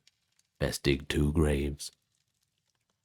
Now anyway, the aggregate result was a military invasion that killed 50 people and required League intervention to stop.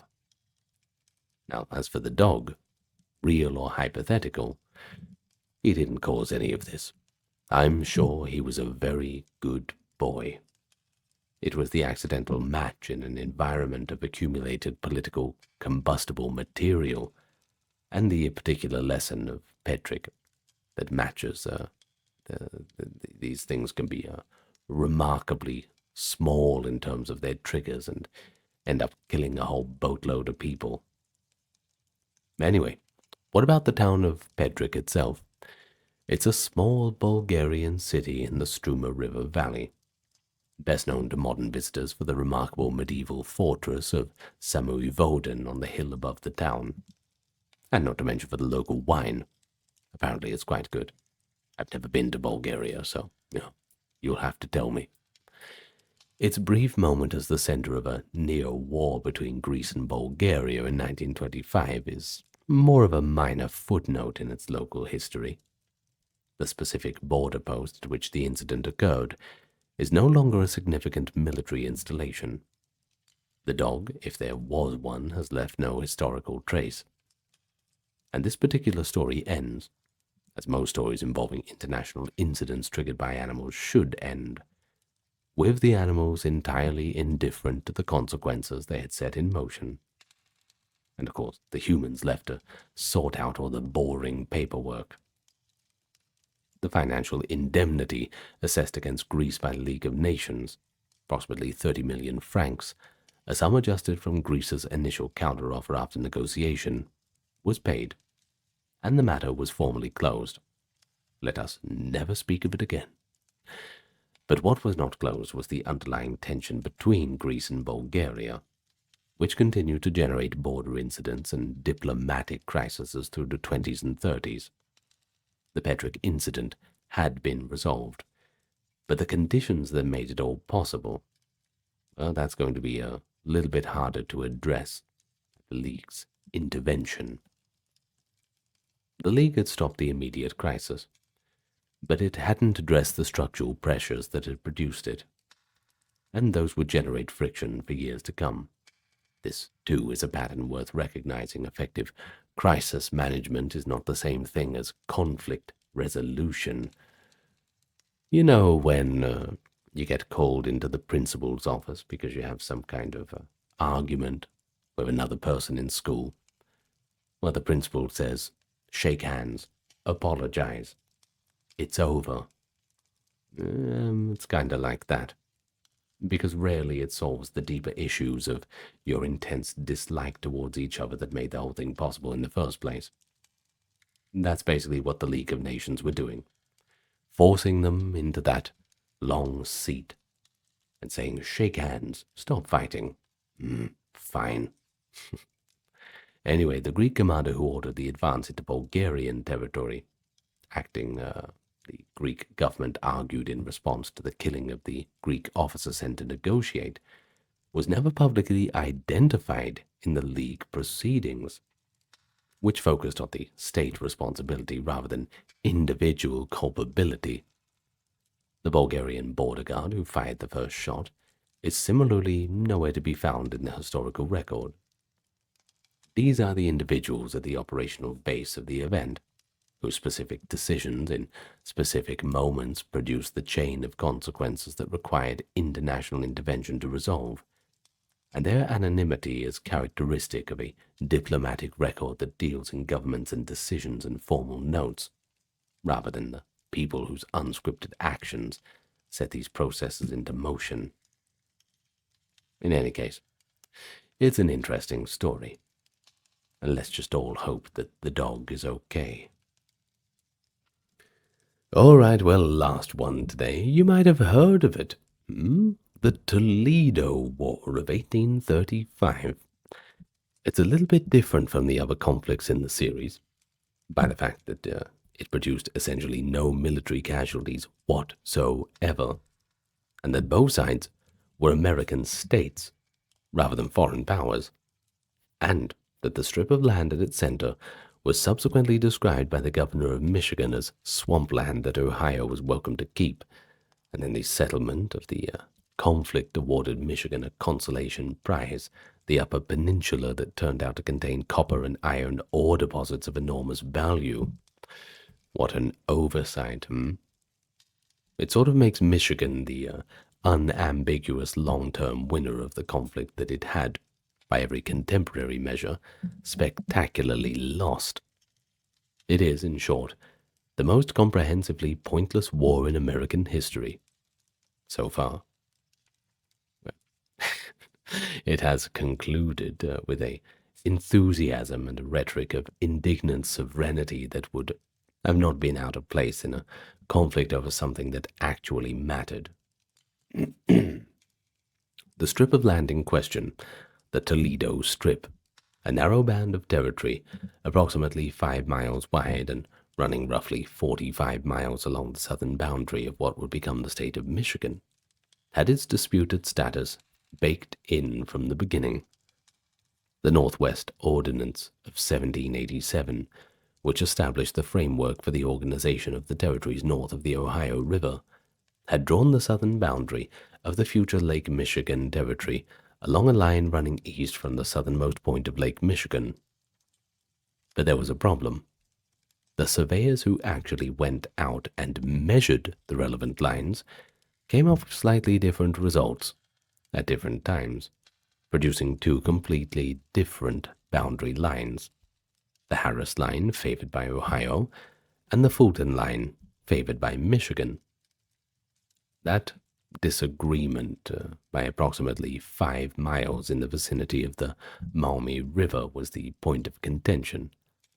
Now, the Maumee River was commercially significant because it connected Lake Erie to the interior of Ohio, and was the prospective route of a canal that would make Toledo at its mouth a major commercial port. Whoever controlled the mouth of the Maumee River controlled the commercial geography of the Great Western Lakes, at least as it appeared in 1835. Ohio achieved statehood in 1803, and had been nursing its claim to the Toledo Strip for decades. passing legislation asserting Ohio jurisdiction over the disputed territory, and appointing commissioners to govern it. Michigan, which was in the process of applying for statehood and needed to establish its territorial boundaries as part of that process, was having none of it. The governor of Michigan Territory in 1835 was Stevens T. Mason, a 23-year-old, that's pretty young, isn't it, who had actually been appointed territorial governor by Andrew Jackson, and who brought to the Toledo dispute an energy and certainty of righteousness that his youth had not yet seasoned into strategic patience. Mason passed legislation making it a criminal offense to exercise authority in the Toledo strip under any governance other than Michigan's, and he also raised a militia of approximately 1,000 men, sending them to the border. Robert Lucas, the governor of Ohio, raised a considerably larger militia and sent them to the opposite side of the line. The two forces, several thousand men in total, faced each other across a disputed boundary that neither side was entirely sure it could locate precisely. The hostilities that followed were characterized by almost total restraint on both sides, combined with rhetoric of almost total intransigence. The two militias did not engage. There were no pitched battles, no sieges, no artillery exchange. What there was, instead, was a sustained competition in official proclamation, legislative assertion, and small-scale harassment that produced a handful of incidents whose military significance was approximately zero, but politically, in the context of two governments entangled in competitive demonstrations of resolve, was quite considerable. Basically, it was just a ton of paperwork. The most celebrated military engagement of the Toledo War was the stabbing of a Michigan man named Two Stickney. Yes, that was his actual name. His father had named his children 1, 2, and 3, and their last name was Stickney, for reasons the historical record does not satisfactorily explain, but, well, who knows what the logic was. Perhaps a lack of creativity. Anyway, Two Stickneys stabbed an Ohio man named George Mackay with a penknife during an engagement. Both of them survived, and this was the Toledo War's bloodiest incident. One man injured from a penknife. That was it. Well, they say the pen is mightier than the sword, right? Oh, dear.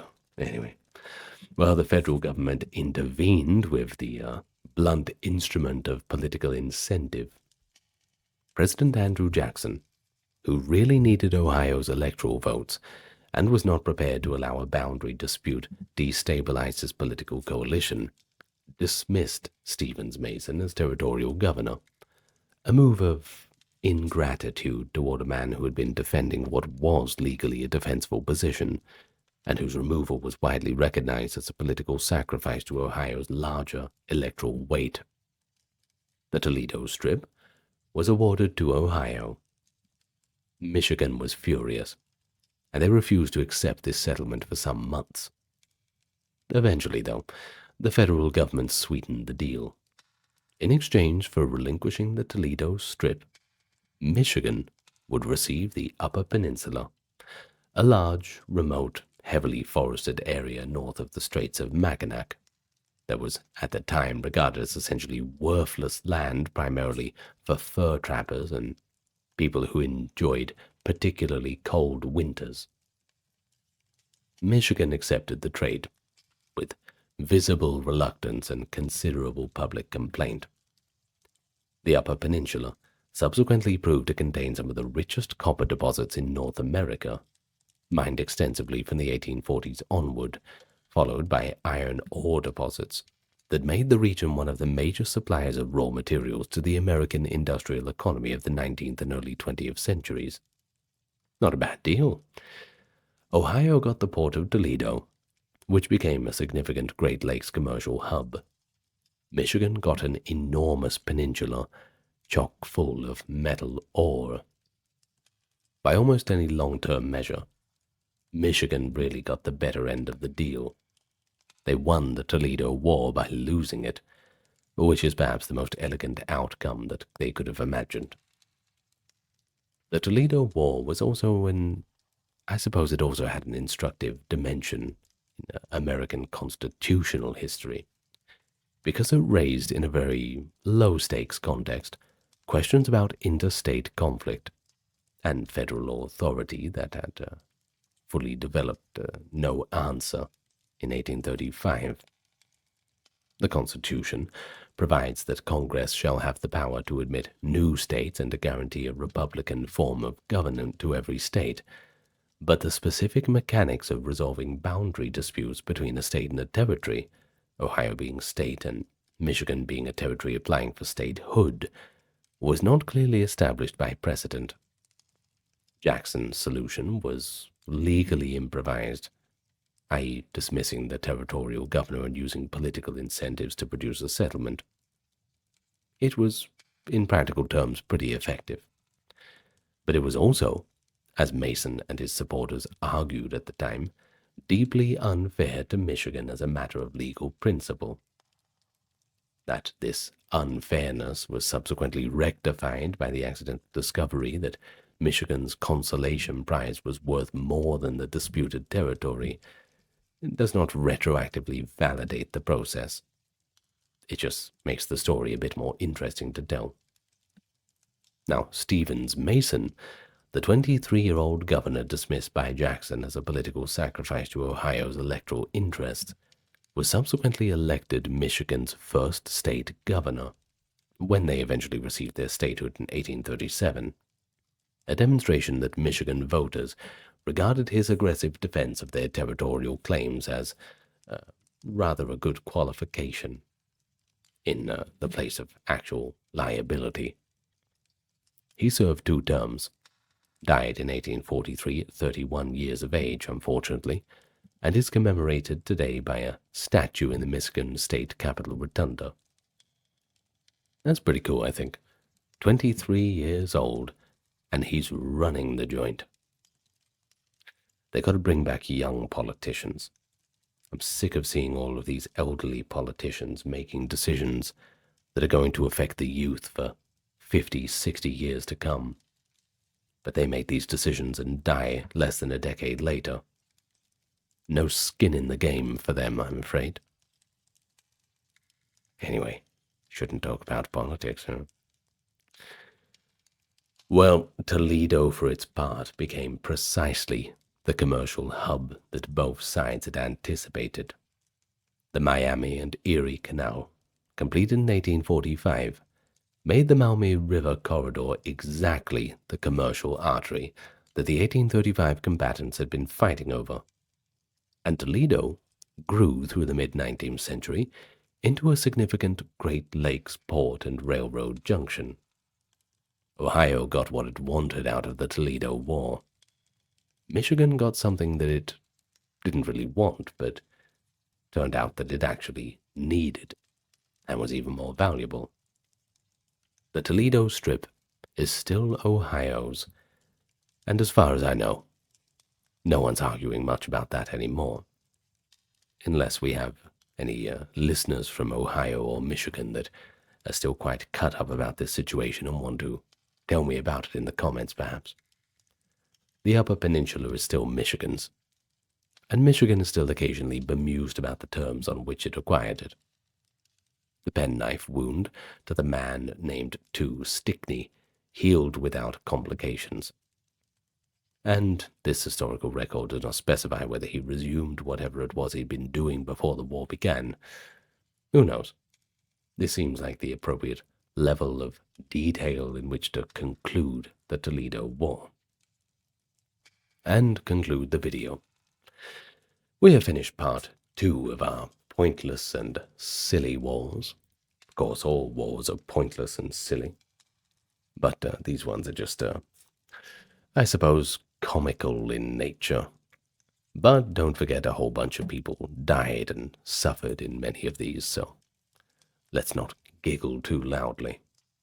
Anyway, thank you so much for watching and joining me today. I've been your host, and you've been a very remarkable guest. Hope you've learned something.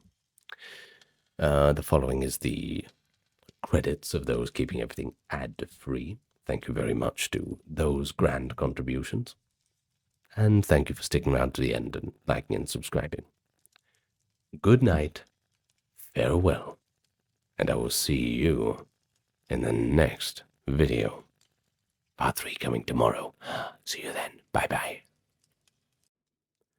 Hello and welcome to Part 3, the third and final part in our series on pointless and silly wars.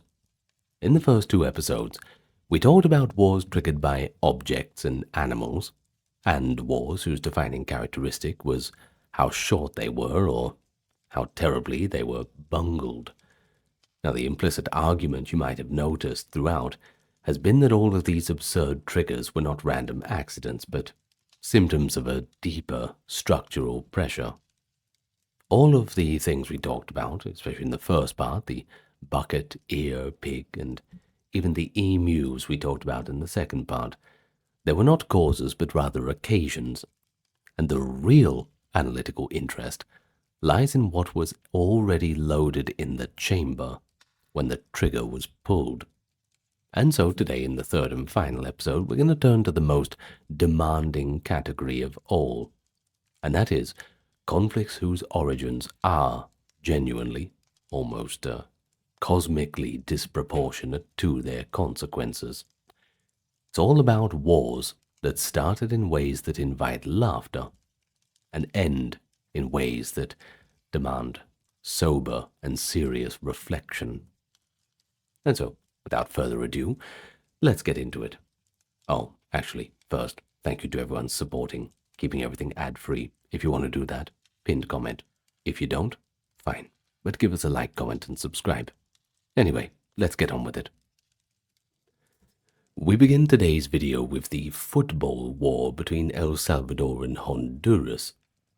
This conflict in July 1969 is perhaps the one in the series that most perfectly represents that category of absurd triggers and serious consequences, and also quite frequently misunderstood in popular accounts that focus on the football matches themselves, losing sight of the economic and demographic crisis. The war lasted approximately 100 hours before a ceasefire brokered by the Organization of American States ended the fighting. And exactly how bad did it get?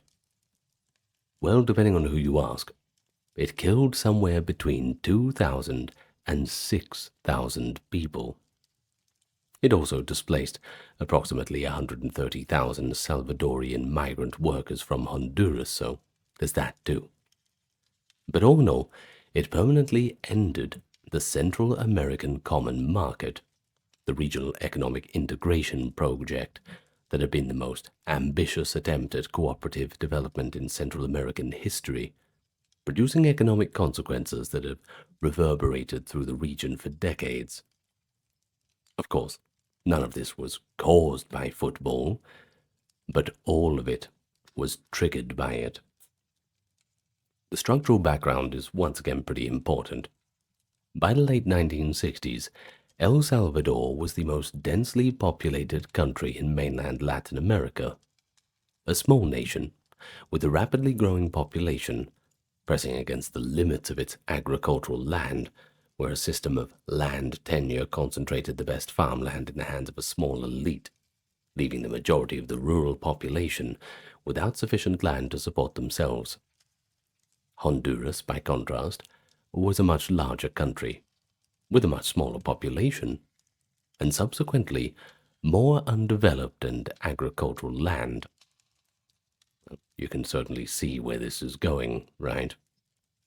The logical consequence was migration, greener pastures.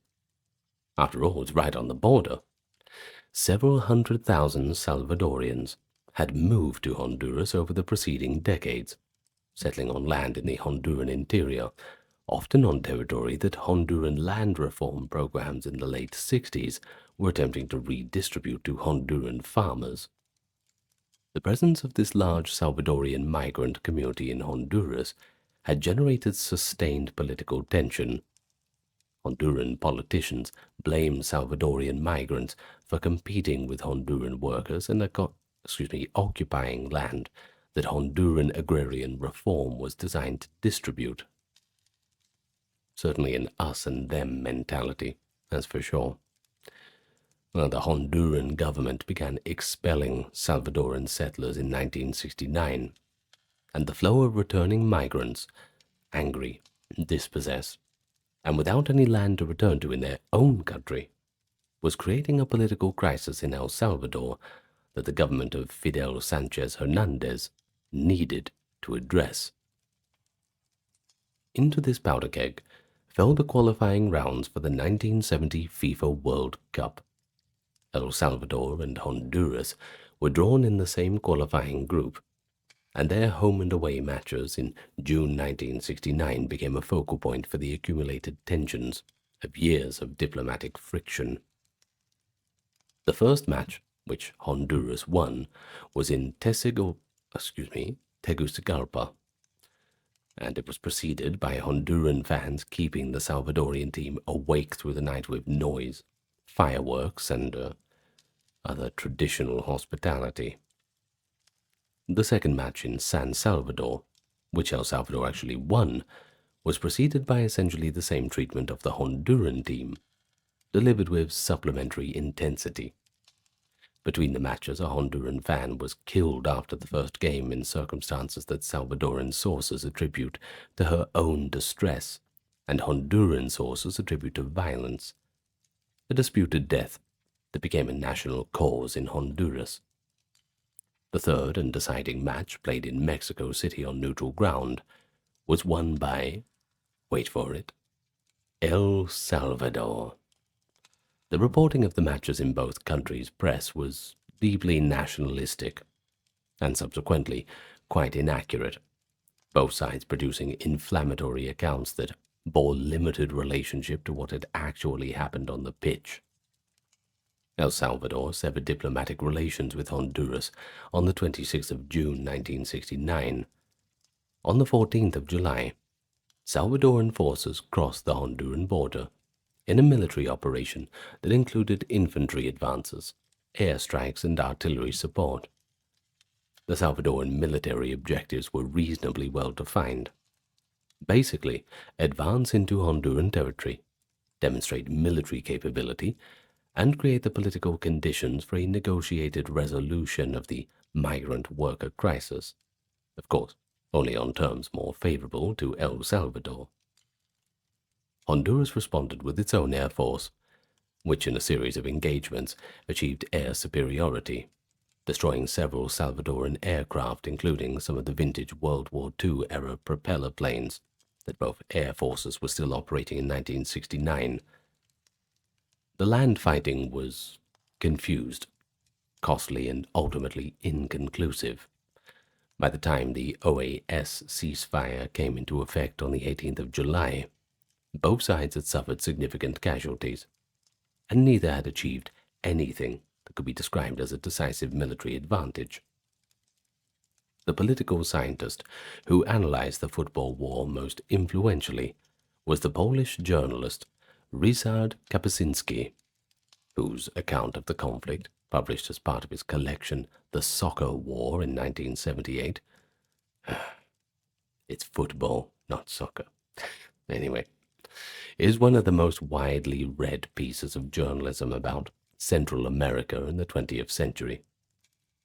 Kapuscinski was present in the region before and during the conflict, and his account brilliantly captures the specific texture of a political crisis in which the stated chaos, football results, and the actual cause, land, migration, and demographic pressure, coexisted in a political culture where both were simultaneously present, and where the symbolic trigger of the sports rivalry gave the accumulated political tensions a vehicle for expression that they would otherwise have lacked. His famous observation that the war, quote, was not caused by football, but that football served as a detonator in a conflict whose real causes ran much deeper, end quote, remains the essential analytical summary of the conflict, and it applies, with appropriate modification, to most of the wars in this series. The long-term consequences deserve emphasis, because they are where the conflict's full significance becomes really clear. The Central American Common Market, which had been functioning since 1960 and had produced genuine increases in intra-regional trade and industrial development, collapsed in the aftermath of the Football War, as El Salvador and Honduras severed their trading relationship. And also the international framework of regional integration became politically impossible to maintain. The economic costs of the collapse, across all 5 Central American countries, have been estimated by economists at several times the direct costs of the war itself.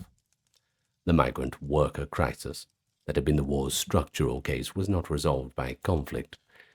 It was displaced, with the expelled Salvadorans returning to an already land-constrained country, and the underlying pressures continuing to accumulate.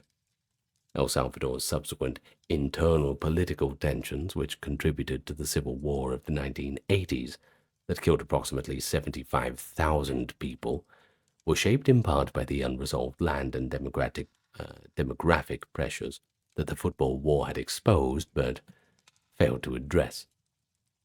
Now, the football matches were just a game, but once again, that ammunition was accumulating for 40 years.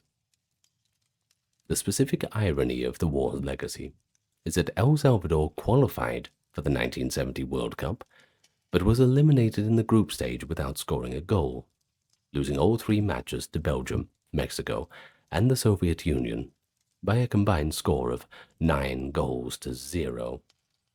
Now, you don't need to be a football expert to know that that is not a good score. The country had gone to war, in part, over that right to qualification. The performance in Mexico City confirmed what the military campaign had already suggested, that the scale and ambition of the available resources were not well matched, and that the consequences of the mismatch were borne primarily by the people who had not been making the decisions. This too is characteristics of wars triggered by nationalist symbolism and driven by elite political pressures. The costs are paid by populations whose interests the stated cause only represents a little bit. The formal peace treaty between El Salvador and Honduras was not signed until 1980, 11 years after the war, following the mediation of the Inter-American Court of Justice. The territorial disputes that had contributed to the conflict's background were not fully resolved until 1992, when the ICJ issued its judgment on the disputed border areas. As for Honduras, they were awarded the majority of the contested land.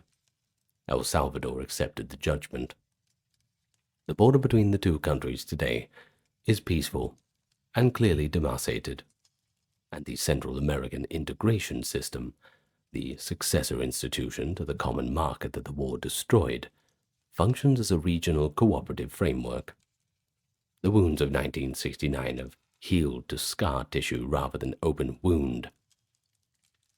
Well, the demographic pressures that the Football War exposed, land scarcity, inequality, the movement of populations across borders in search of economic survival, have not been resolved by any political settlement that followed.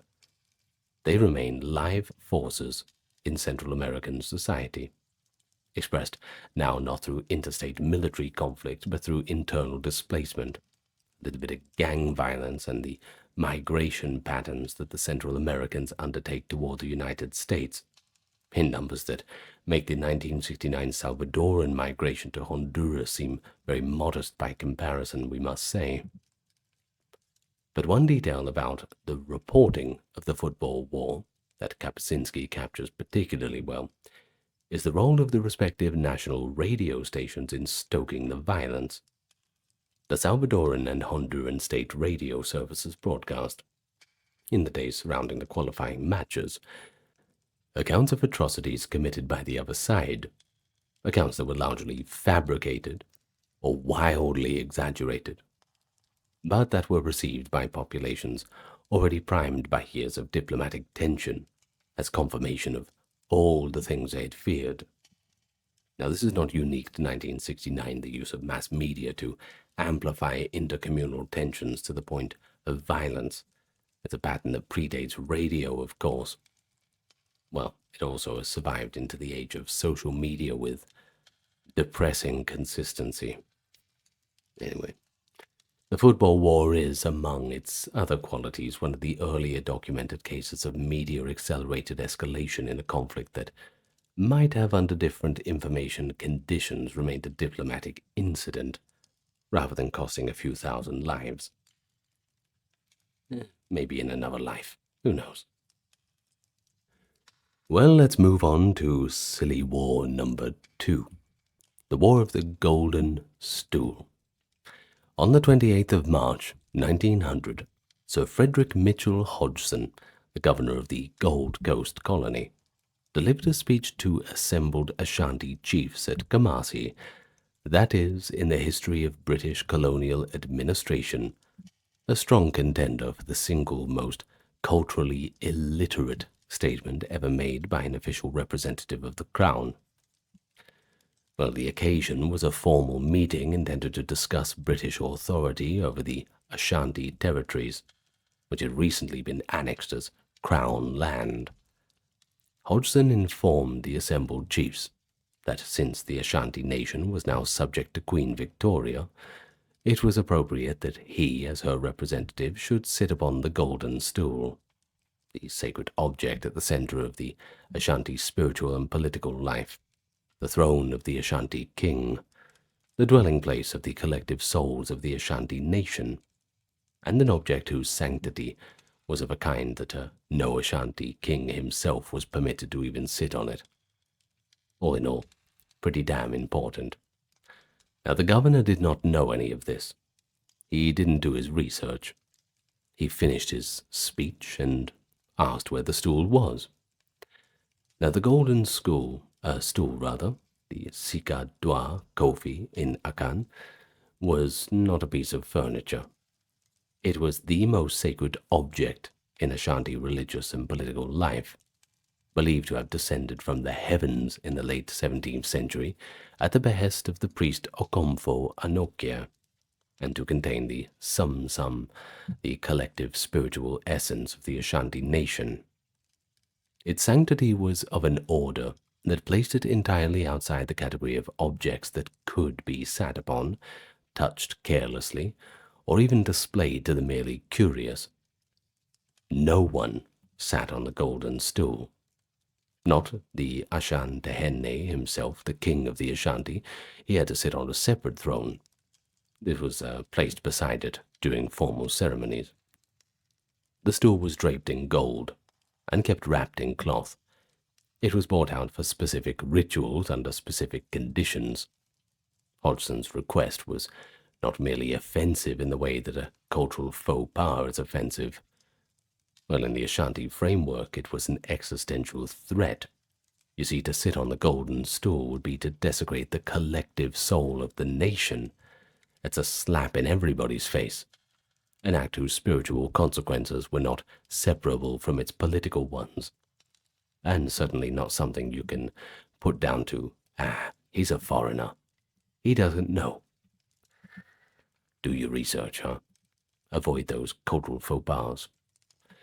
The Ashanti response was immediate, and, from a British perspective, entirely unexpected.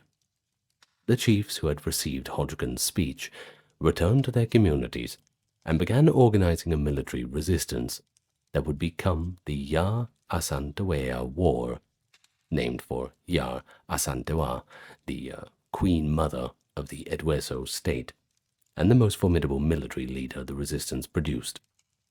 Yar Asantewaa was approximately 60 years old in 1900, and her role in organizing and leading the resistance against the British, she is reported to have shamed the male chiefs who were reluctant to fight with a speech of rather extraordinary directness, made her one of the most celebrated figures in Ghanaian history.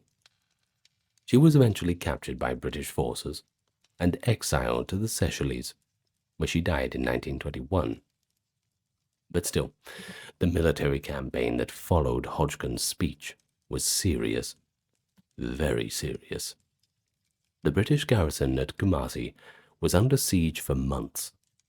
Hodgson himself, along with several hundred British and allied African troops and a number of civilians, were trapped in the Kumasi fort for several months before a relief column fought its way through the town. The Ashanti forces, though ultimately unable to prevail against British firepower and reinforcements, fought with honourable tenacity and military effectiveness that the British commanders had not anticipated, and that required a substantial expeditionary force to overcome. Perhaps some memories of the Anglo-Zulu War. Now, the war cost the British far more in men, money, and time than Hodgson's speech had suggested it would, which is what tends to happen when a colonial power discovers that the people it's administering have certain strong views about the administration, let's just put it that way. The British victory in 1900 was followed by the formal incorporation of the Ashanti territories into the Gold Coast colony, ending the Ashanti state's independence definitively after a century of intermittent conflict. As for the Golden Stool itself, it was never actually found by the British during or after the war. It had been hidden away successfully throughout the conflict and was revealed to still exist only in 1920, when it was accidentally discovered by road workers and partially melted down by individuals who apparently had no clue what they had found. I'm sure they got quite a lecture from the museum boss. The subsequent return of the damaged stool to Ashanti custody, and the formal recognition by the British colonial authorities that the Golden Stool would not be required to serve any British administrative function, was, nearly 2 decades after Hodgson's original speech, an explicit acknowledgement that the request had been an error. An apology, I suppose. It's the best they were going to get. Now, the broader context of the Golden Stool War is the history of British/Ashanti relations across the 19th century, which is a sustained study in mutual miscomprehension, producing escalating violence.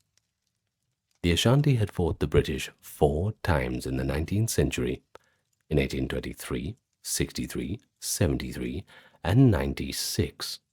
Each conflict arising from a combination of British commercial and territory expansion and Ashanti resistance to the subordination that this expansion implied.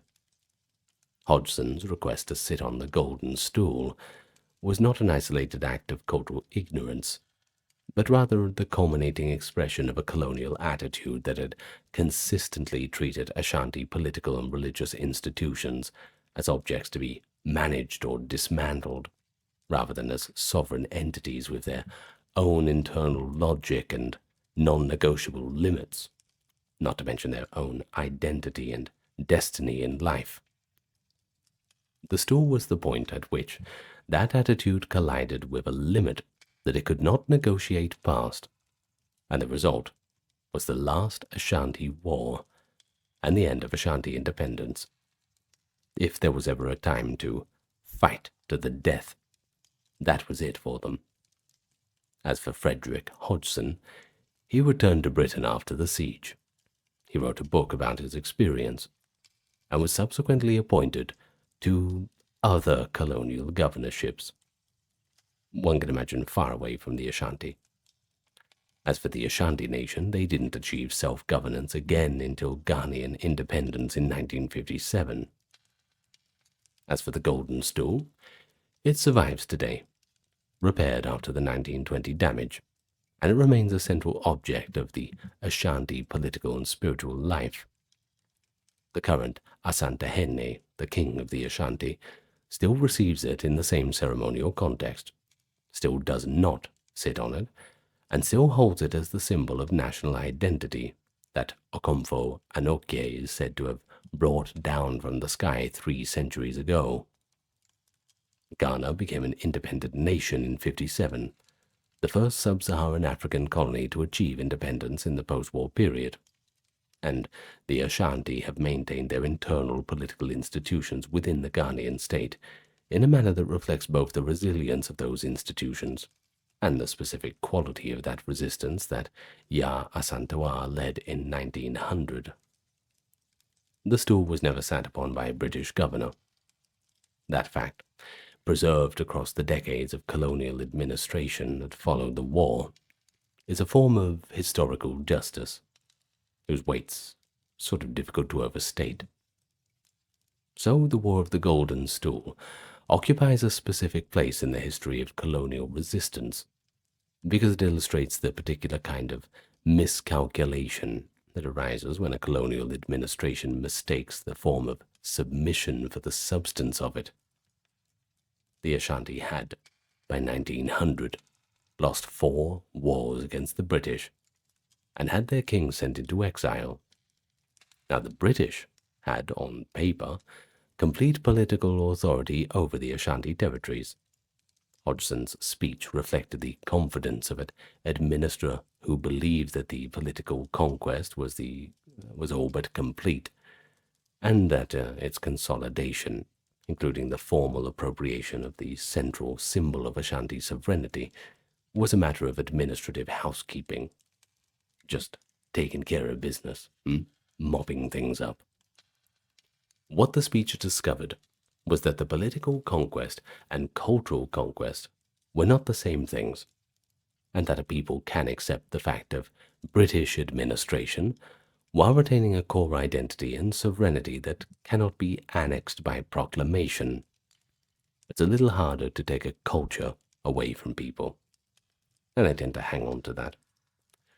The Golden Stool was not a trophy Hodgson could take. It was the one thing that the Ashanti could not surrender without ceasing to be the Ashanti. If there was no Golden Stool, well, everything is gone. Now, in all fairness, somebody should have told him this. Somebody should have been correcting him, saying, look, Hodgson, you really need to not say that. Somewhere in the colonial administration of the Gold Coast, there were people who knew about this. The fact that they did not manage to inform the governor before his speech, well, it's an oversight on their behalf too. Anyway, quite the consequential failure in communication, that's for sure.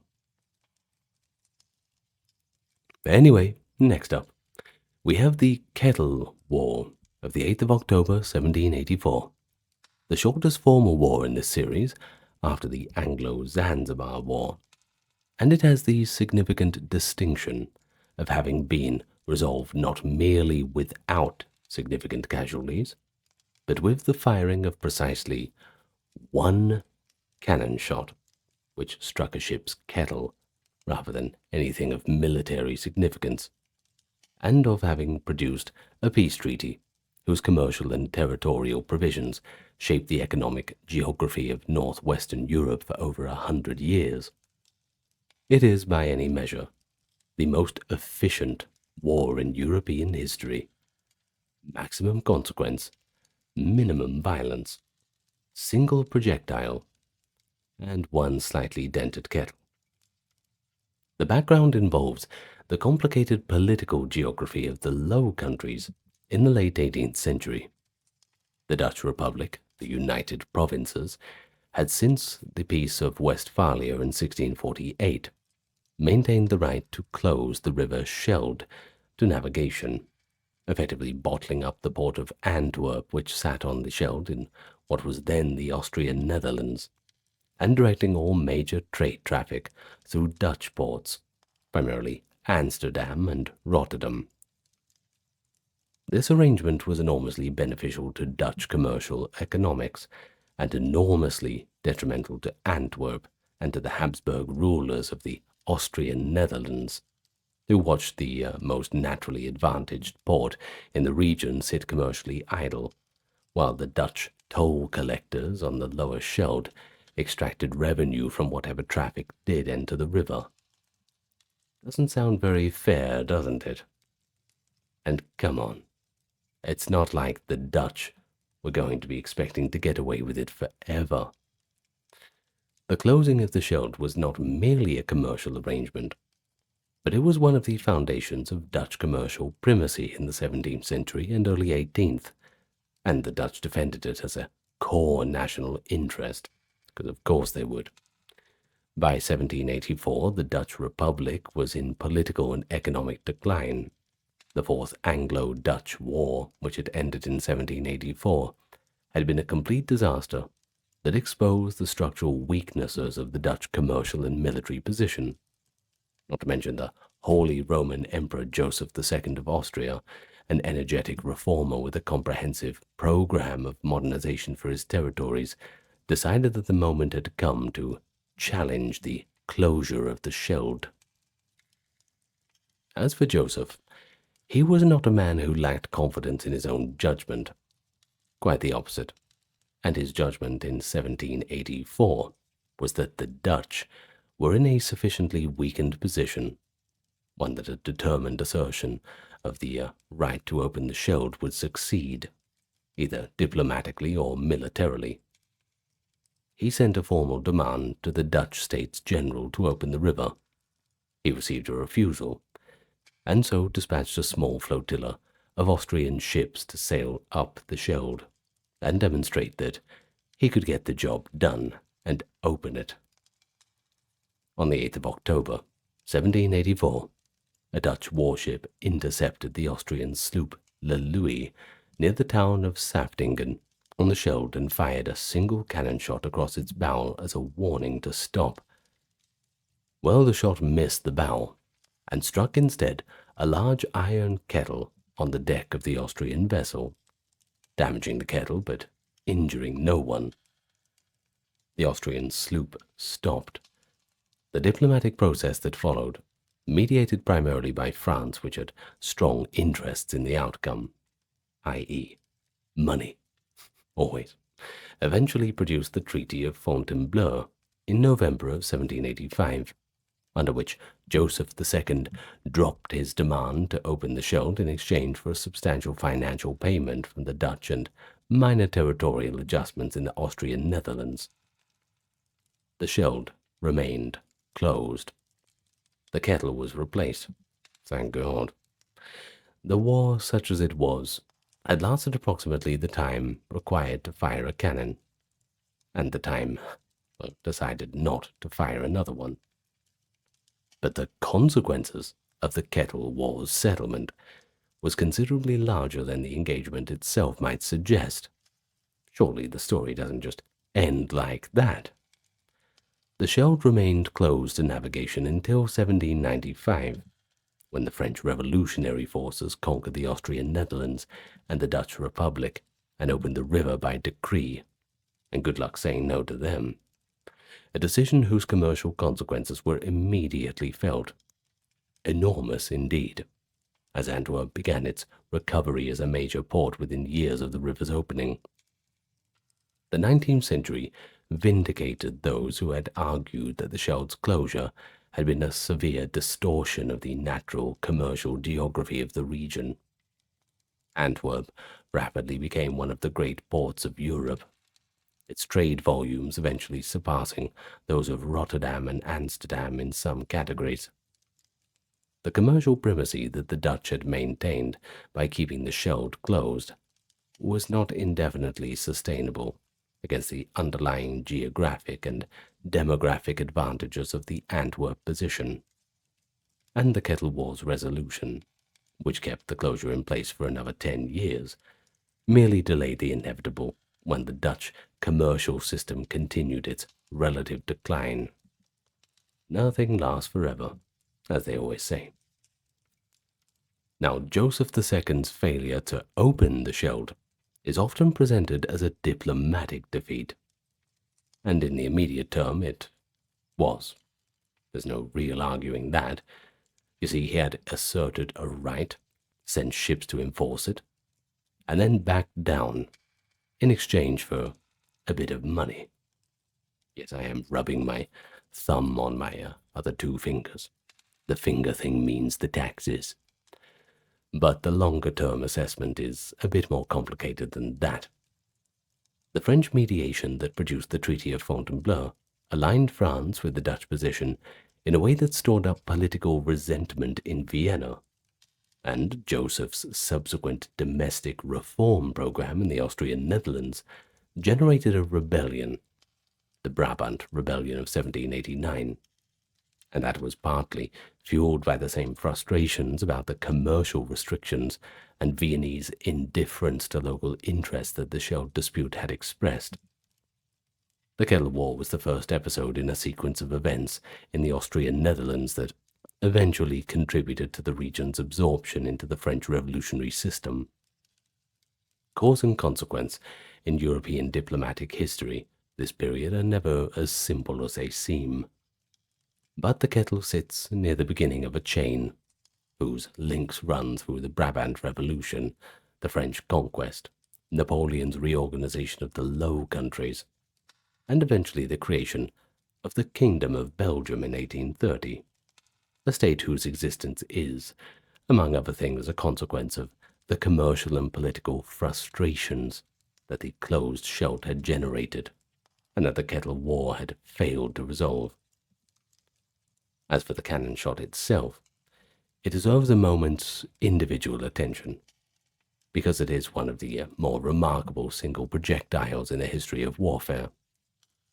It was fired as a warning, as an assertion of Dutch authority to stop a vessel on a waterway whose status was legally and politically disputed. And of course it hit the wrong target, converting what might have been a genuinely dangerous provocation into a piece of accidental comedy. I suppose you can imagine the sailors on the ships joking, "Oh no, how are we going to have our tea now?" Maybe, I don't know. Had the shot struck and killed Austrian sailors, though, well, that would have been a different story. The subsequent diplomatic situation would have been considerably more panicked. The kettle absorbed both the kinetic energy of the cannonball, but also the political energy of the confrontation, producing an outcome that was simultaneously harmless in the immediate term and consequential in the long term, which is perhaps the most precise metaphor available for how the Scheldt question itself operated in European politics for the following century. But the Kettle War also shows a specific feature of Joseph II. He's an interesting lad. It shows him as a historical actor that runs through his entire reign, the combination of a genuine reformist intelligence with a tendency to pick battles at precisely the wrong moment, but also to underestimate the resistance that his initiatives would encounter. Always just one little step behind. Joseph was the most energetic reformer in 18th century Europe, abolishing serfdom, granting religious toleration, reorganizing the Catholic Church's relationship to the state, attempting to rationalize the administration of his sprawling empire. And he was also repeatedly, spectacularly, and embarrassingly wrong about the political feasibility of specific ventures. The Scheldt Gambit, the Bavarian exchange scheme, the intervention in the Belgian Netherlands. Each of these was, in strategic terms, miscalculated or premature in ways that a more patient or more politically astute ruler could have avoided. You just got to think before you do things, right? Also, ask your advisors. They're there for a reason. Haven't you ever played Victoria 3? Well, they don't have advisors on that, but you know what I mean.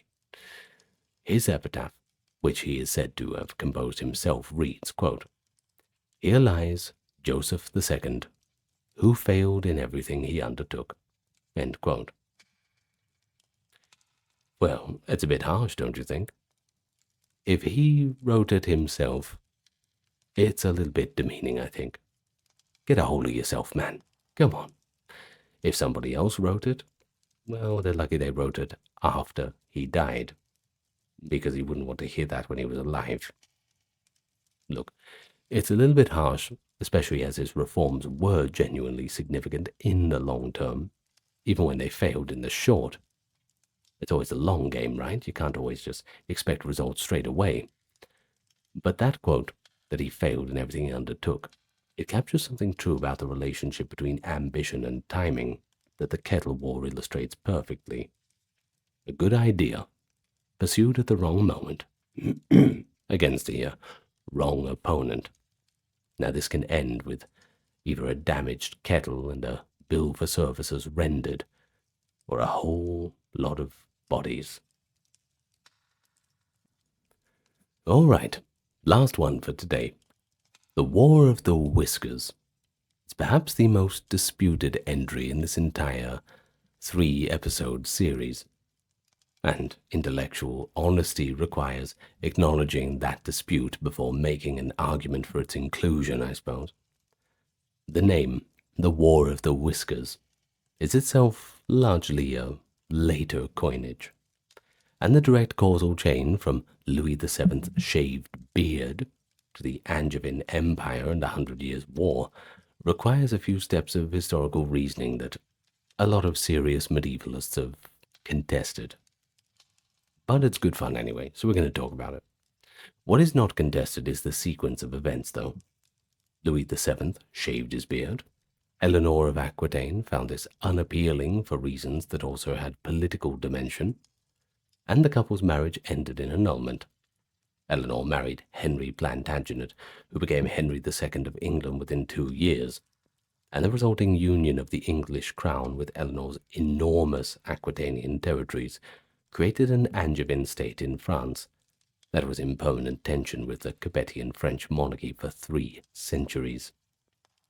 Whether the beard was truly causal, or merely colourfully coincidental with forces that would have produced the same outcome regardless, is the question that we need to examine.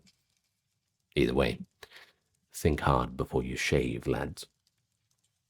The context begins with Eleanor of Aquitaine, one of the most remarkable individuals of the 12th century, and someone whose biography makes clear that the beard was the least interesting thing about the situation. Eleanor was the Duchess of Aquitaine in her own right, the heir to one of the largest and most culturally sophisticated territories in France, encompassing roughly a third of the modern country south of the Loire. She had been married to the French king, Louis VII, in 1137, and both of them were teenagers at the time. The marriage had been politically useful to the Capetian monarchy, which gained the overlordship of Aquitaine through the union, but had been increasingly strained by incompatibility of temperament and, critically, by Eleanor's failure after 15 years of marriage to produce a male heir. Always gets blamed on the female side, I'm afraid. Well, the couple had 2 daughters, but no son, and the succession question was on everybody's lips. The beard entered the picture following the Second Crusade of 1147-49, which Louis had undertaken partly at the urging of Bernard of Clairvaux, and partly as an expression of the intense penitential religious devotion that characterized his personal temperament, but that Eleanor, by multiple contemporary accounts, found to be deeply uncongenial. The crusade, if you know about it, was a military disaster. The siege of Damascus failed. The campaign achieved essentially nothing, and the French forces returned to Europe considerably diminished in prestige and resources. During the crusade, Eleanor's behavior had generated rumors, probably exaggerated, possibly entirely fabricated, about her relationship with her uncle Raymond of Antioch, and the marriage's tension was visible to contemporary observers by the time that the couple returned to France. Bernard of Clairvaux, whom Eleanor had reason to dislike given his influence over her husband's worst decisions, advised Louis to maintain his beard as a mark of masculine authority. Well, guess what? Instead of doing that, he shaved the whole thing off. That's a bit cheeky. Eleanor, who had actually found the beard unattractive, was, according to chroniclers, no more attracted to what was underneath it. No real improvements on the looks department. The marriage ended in annulment in 1152 on the grounds of consanguinity. The couple were technically related within the prohibited degrees, a legal pretext that both parties appeared to have found convenient. I mean, the thing is, within royal families and aristocracy, if you look hard enough, you're going to find a connection in bloodlines. That's just the way it is. Eleanor of Aquitaine was free for approximately 6 weeks before she married Henry Plantagenet, the Count of Anjou and Duke of Normandy, and, most importantly, the heir to the English throne. The speed of the remarriage was itself a political statement. Eleanor was not going to wait around while the French king reconsidered, and she was not going to allow Louis to marry her off to some French client whose loyalty to the Capetian crown would effectively recover Aquitaine for France. No way. She had her eyes on Henry. Now, Henry was 20 years old to Eleanor's 30. He was energetic, politically formidable, and the holder of territories in northern France that made his relationship with the French crown already complex as it is. When he became King of England as Henry II in 1154, the combination of his own Angevin and northern territories with Eleanor's Aquitaine territories created the Angevin Empire, though contemporaries would not have used that term. It controlled more of France than the French king did himself. Louis VII had, through the annulment of his marriage to Eleanor, handed his greatest rival the resource needed to become the dominant power in Western Europe. The consequences cascaded forward across the centuries in ways that Louis could never have imagined, and that make the beard one of the most consequential personal grooming decisions in European history, if you accept the causal chain.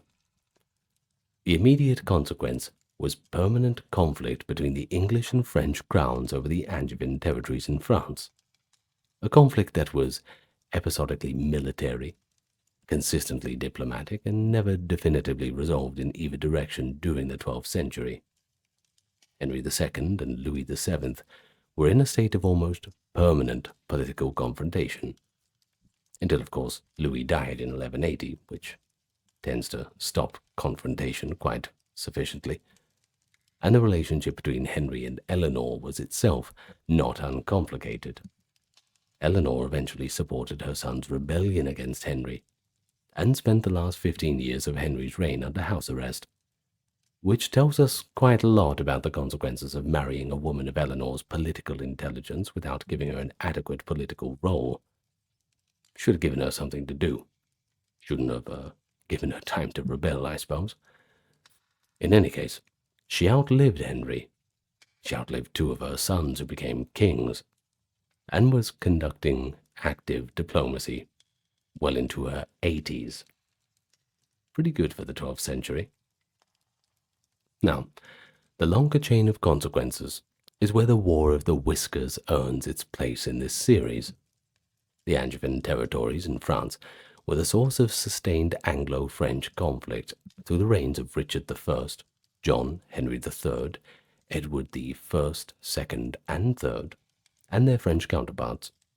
A continuous thread of territorial dispute whose specific manifestations included the loss of Normandy under John in 1204, the creation and subsequent dissolution of various treaty arrangements, and eventually the eruption of the 100 Years' War in 1337, when Edward III's claim to the French throne provided the formal pretext for a conflict that lasted, with interruptions until 1453.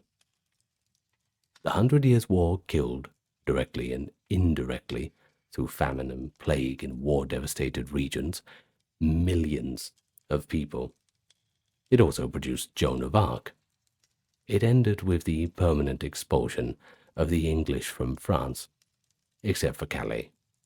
It determined the shape of two nations for the following centuries, and it runs back through the Angevin Empire, through Eleanor's remarriage, through the annulment of 1152, through the advice of Bernard of Clairvaux, to the question of whether Louis should maintain his facial hair. This serious historiographical caveat has to be registered clearly, and that's that most medieval historians would argue that the Anglo-French conflict of the 12th through 15th centuries was overdetermined, that the territorial configuration of the Norman and Angevin holdings in France, combined with the dynamic of feudal sovereignty, made some form of prolonged conflict completely inevitable, regardless of the specific marital history of Louis VII and Eleanor of Aquitaine. Henry Plantagenet might have found another path to the English throne, and another large territorial base, even without Eleanor there. It would be a bit more difficult, but he could have done it. The Capetian-Plantagenet rivalry might have developed through different channels to similarly destructive ends.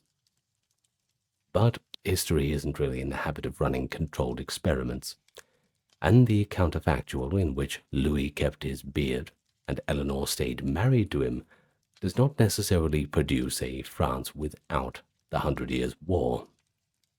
What the beard story shows is not a mechanical cause and effect chain, but something more important: the role of personal and dynastic contingency in political history, the way in which the specific decisions of specific individuals at specific moments can interact with structural forces to produce outcomes that the structure alone does not determine. Eleanor of Aquitaine was going to be a politically significant figure, regardless of what Louis did with his beard. The beard just changed the question of whose political significance she was going to amplify. In any case, Eleanor died in 1204, at approximately 82 years of age, outliving her first husband, her second husband, and two of her sons. She was politically active in her final years, traveling across Europe to negotiate her granddaughter's marriage, conducting the ransom negotiations that freed Richard I from Austrian captivity, and managing the political situation in her territories during the turbulent reign of John. Her career after the beard is perhaps the most complete refutation of any attempt to reduce the War of the Whiskers to a simple story about the consequences of poor personal grooming.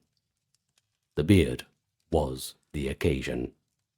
Eleanor was the cause, the consequence, and for the better part of 8 decades, the most consequential political intelligence in Western Europe. The Angevin Empire she made possible, the dynastic tangle she created, and the 100 Years' War. These were the products, not of a shaved beard, but of the political genius of a woman who understood that the French crown's principal vulnerability was the gap between its territorial claims and its territorial control, and who chose with remarkable speed and accuracy the man most capable of exploiting it. Louis provided the occasion. Eleanor provided everything else. And so, before we finish up, the 4 wars in this final episode complete the general argument of the series. The Football War shows that the demographic and economic pressures, deferred and mismanaged, will find their own triggering event, and that event, chosen by history to detonate those pressures, bears no necessary relationship to their scale. Then there's the Golden Stool War.